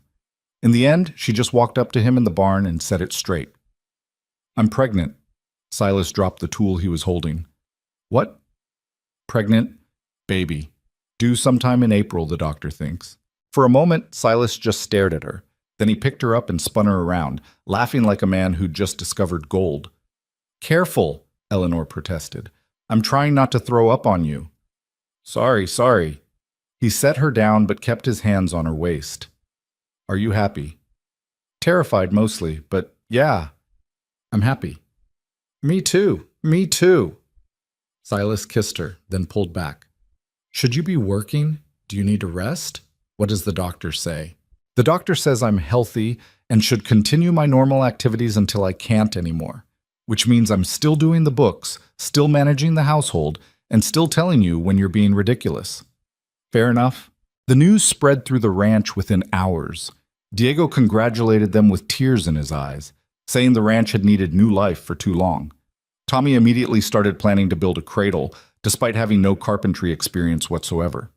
The other ranch hands alternated between congratulations and nervous jokes about babies crying at night. Eleanor took it all in stride.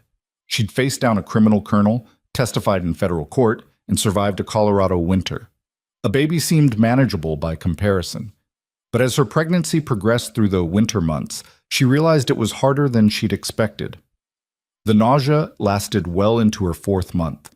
Her back ached constantly. And the fear, the deep, primal fear that something would go wrong, never quite went away. "What if I'm bad at this?" she asked Silas one night. "What if I'm good at numbers and ranching and standing up to criminals, but terrible at being a mother? Then you'll learn. Same way you learned everything else. Babies don't come with ledgers I can balance. No. But they come with you as their mother. That's better than any ledger." Silas put his hand on her swollen belly. "This kid's going to be the luckiest child in Colorado. Smart mother, stubborn mother, brave mother. What more could they need? Food, clothing, a roof that doesn't leak. We've got all that. We'll figure out the rest." Eleanor wanted to believe him. Some days she did. Other days, the fear won. But she kept moving forward anyway because that's what she'd always done. The baby came early, on a cold morning in late March. Eleanor had been cleaning the kitchen when her water broke, soaking her dress and the floor, and sending her into immediate panic. "Silas!" she shouted. "Silas!"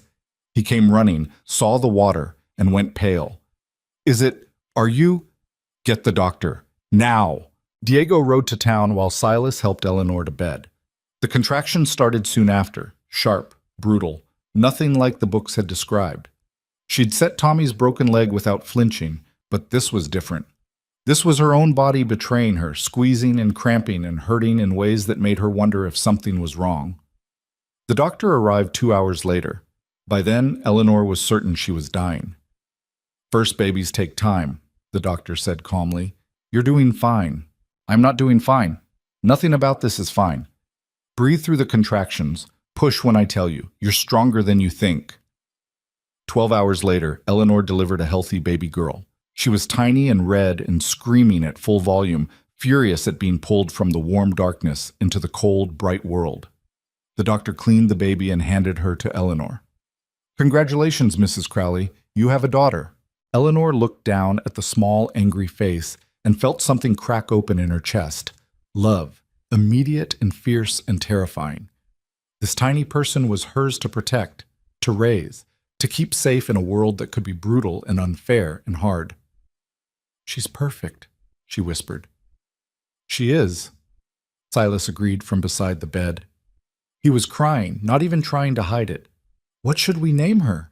Eleanor had thought about this for months. She wanted something strong, something that would remind her daughter that she could be whoever she wanted to be, regardless of what the world expected. "Margaret," she said, "after my cousin, the one whose photograph I sent." Silas nodded. "Margaret Crowley.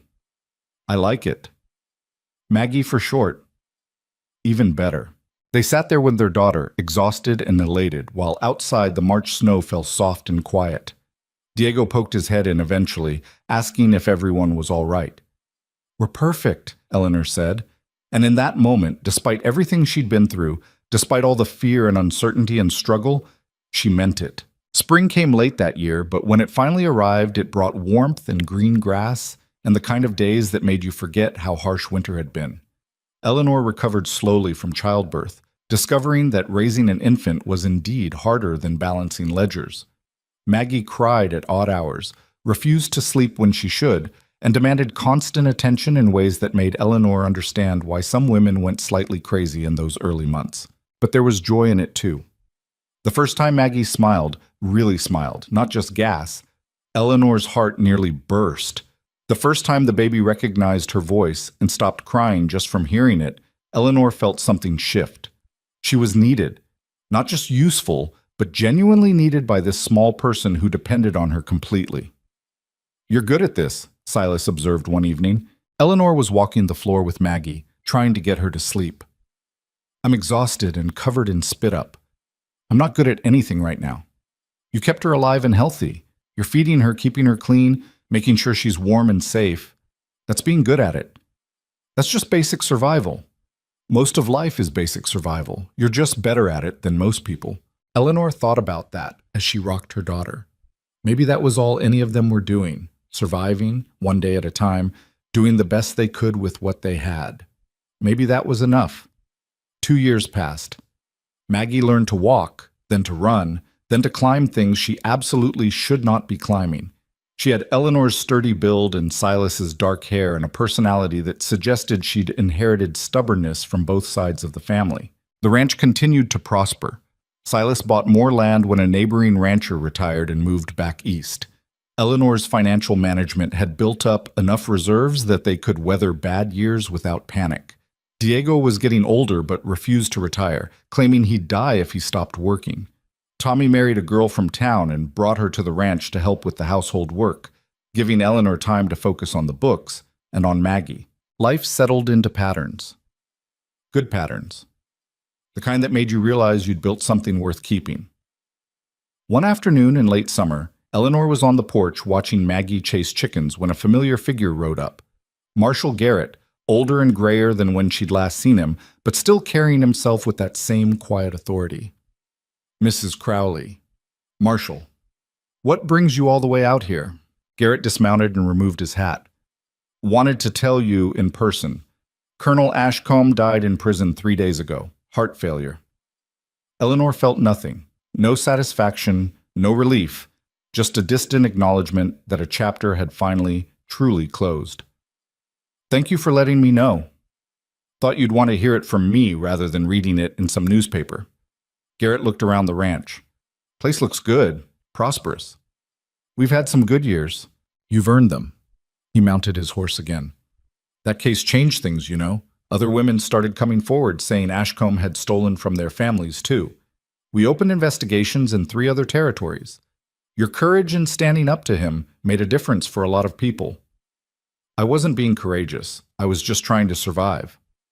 "Sometimes that's the same thing." Garrett tipped his hat. "Take care, Mrs. Crowley." He rode off, leaving Eleanor alone with her thoughts. Maggie ran up, chickens forgotten, and grabbed Eleanor's hand. "Mama, I'm hungry." "Then let's get you something to eat." They went inside together, Maggie chattering about chickens and horses and a butterfly she'd seen. Eleanor listened with half her attention, the other half thinking about what Garrett had said. That her fight had mattered to other people. that standing up when it would have been easier to run had made a difference. She'd never thought about it that way. She'd just been doing what needed to be done, solving the problem in front of her the way she solved any problem, with logic and determination and a refusal to quit. But maybe that was enough. Maybe you didn't need to be a hero to make a difference. You just needed to be willing to do the work when everyone else was too scared or too tired or too convinced they'd lose. That evening, after Maggie was in bed and the house was quiet, Eleanor and Silas sat on the porch watching the sunset. It was their ritual now, these quiet moments at the end of the day. Time to decompress, to talk about nothing important, to just exist together. Garrett came by today, Eleanor said. Ashcombe died in prison. Silas was quiet for a moment. How do you feel about that? I don't know. Empty, maybe? He tried to destroy us, and we beat him. Now he's dead. End of story. Is it? What do you mean? I mean, is it really the end, or is it just the end of that particular chapter? Silas looked at her. We've got a daughter, a prosperous ranch, a life we've built together. Ashcombe's just a footnote now. The real story is what we do next. Eleanor smiled. When did you become philosophical? Must have picked it up from my wife. She's annoyingly good at making me think about things. One of my many talents. They sat in comfortable silence, watching the light fade from orange to purple to deep blue. Somewhere in the distance, a coyote called. Closer, cattle were settling for the night. The sounds of the ranch, familiar and comforting after all this time. You know what I think about sometimes, Eleanor said. That first day? When I stepped off the train and saw your face, saw the whole town staring at me like I was some kind of circus attraction. I was an ass. You were hurt and angry. I'd lied to you. You had every right to be upset. Eleanor leaned against his shoulder. But you let me stay anyway. You gave me a chance to prove myself. That changed everything. You would have found another way. You're too stubborn to fail. Maybe. But I wouldn't have found this. She gestured at the ranch, the mountains, everything they'd built. Wouldn't have found you, wouldn't have Maggie, wouldn't have learned that I could be more than what Kansas told me I was worth. Silas put his arm around her. Kansas was stupid for not seeing your value. Kansas had very specific ideas about what made a woman valuable. I didn't fit those ideas. Eleanor paused. But Colorado didn't care about Kansas's ideas. Colorado just cared whether you could work hard and survive harsh conditions and stand your ground when someone tried to push you around. Turns out, I was good at all those things. The best I've ever seen. They sat there until full dark, then went inside to the life they'd built from desperation and deception and determination. It wasn't a perfect life. Perfection was a fairy tale for children. But it was real, it was earned, and it was theirs. Years later, when Maggie was old enough to ask questions, Eleanor told her the story. Not a sanitized version, but the truth. She told her about the photograph that wasn't hers, about showing up to meet a man she'd lied to, about being judged by an entire town before they'd even spoken to her. She told her about setting Tommy's leg, uncovering Ashcombe's theft, facing down armed men in a burned valley, while half the territory watched. Were you scared? Maggie asked. Terrified. Every day. But being scared doesn't mean you quit. It just means you keep moving forward, even though you're afraid. Why didn't you go back to Kansas? Because there was nothing for me there. And because I knew that if I ran every time things got hard, I'd spend my whole life running. Eleanor looked at her daughter. Sometimes the only way to find out who you really are is to put yourself in a situation where you have to be stronger than you think you can be. Did you find out who you really are? Eleanor thought about that. About the frightened woman who'd stepped off the train in a borrowed dress and mended gloves. About the woman who'd set bones and balanced ledgers and stood up to criminals. About the woman she was now, wife, mother, rancher, survivor. Yeah, she said. I did. Turns out I'm someone who doesn't quit. Someone who sees problems and solves them instead of complaining about them. Someone who's stronger than she looks and smarter than people expect. She smiled at Maggie. And I hope you grow up to be the same kind of person, not because the world will be easy. It won't be. But because you'll know you can handle whatever it throws at you. Maggie considered this seriously. What if I can't? Then you figure it out anyway. Same way I did. Same way everyone does. Eleanor stood. Now go help your father with the evening feeding. Those cattle don't care about our philosophical discussions. Maggie ran off, and Eleanor went back to the ledgers waiting on the desk. The ranch accounts, carefully maintained, telling the story of another successful year. Numbers that showed growth, stability, prosperity earned through hard work and smart decisions. She ran her finger down the columns, checking calculations, noting patterns. The same skills she'd used to uncover Ashcombe's crimes now applied to building something instead of tearing something down. It felt right. It felt like the work she was meant to do. Outside, the sun was setting over the mountains. The same mountains that had seemed so harsh and foreign when she'd first arrived.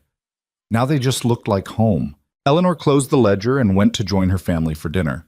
Tomorrow there would be more work. There was always more work on a ranch. But tonight, there was just this. A meal shared with people she loved, in a home she'd fought to keep, in a life she'd built from nothing but desperation and determination. She'd come west expecting to have to pretend to be someone else to survive. Instead, she'd discovered that being herself, stubborn, practical, unbreakable, was exactly what this place needed. The frontier didn't care if you were pretty or delicate or exactly what society said a woman should be. It just cared if you could handle the work and stand your ground when things got hard. Eleanor could do both, and that, in the end, was worth more than any photograph.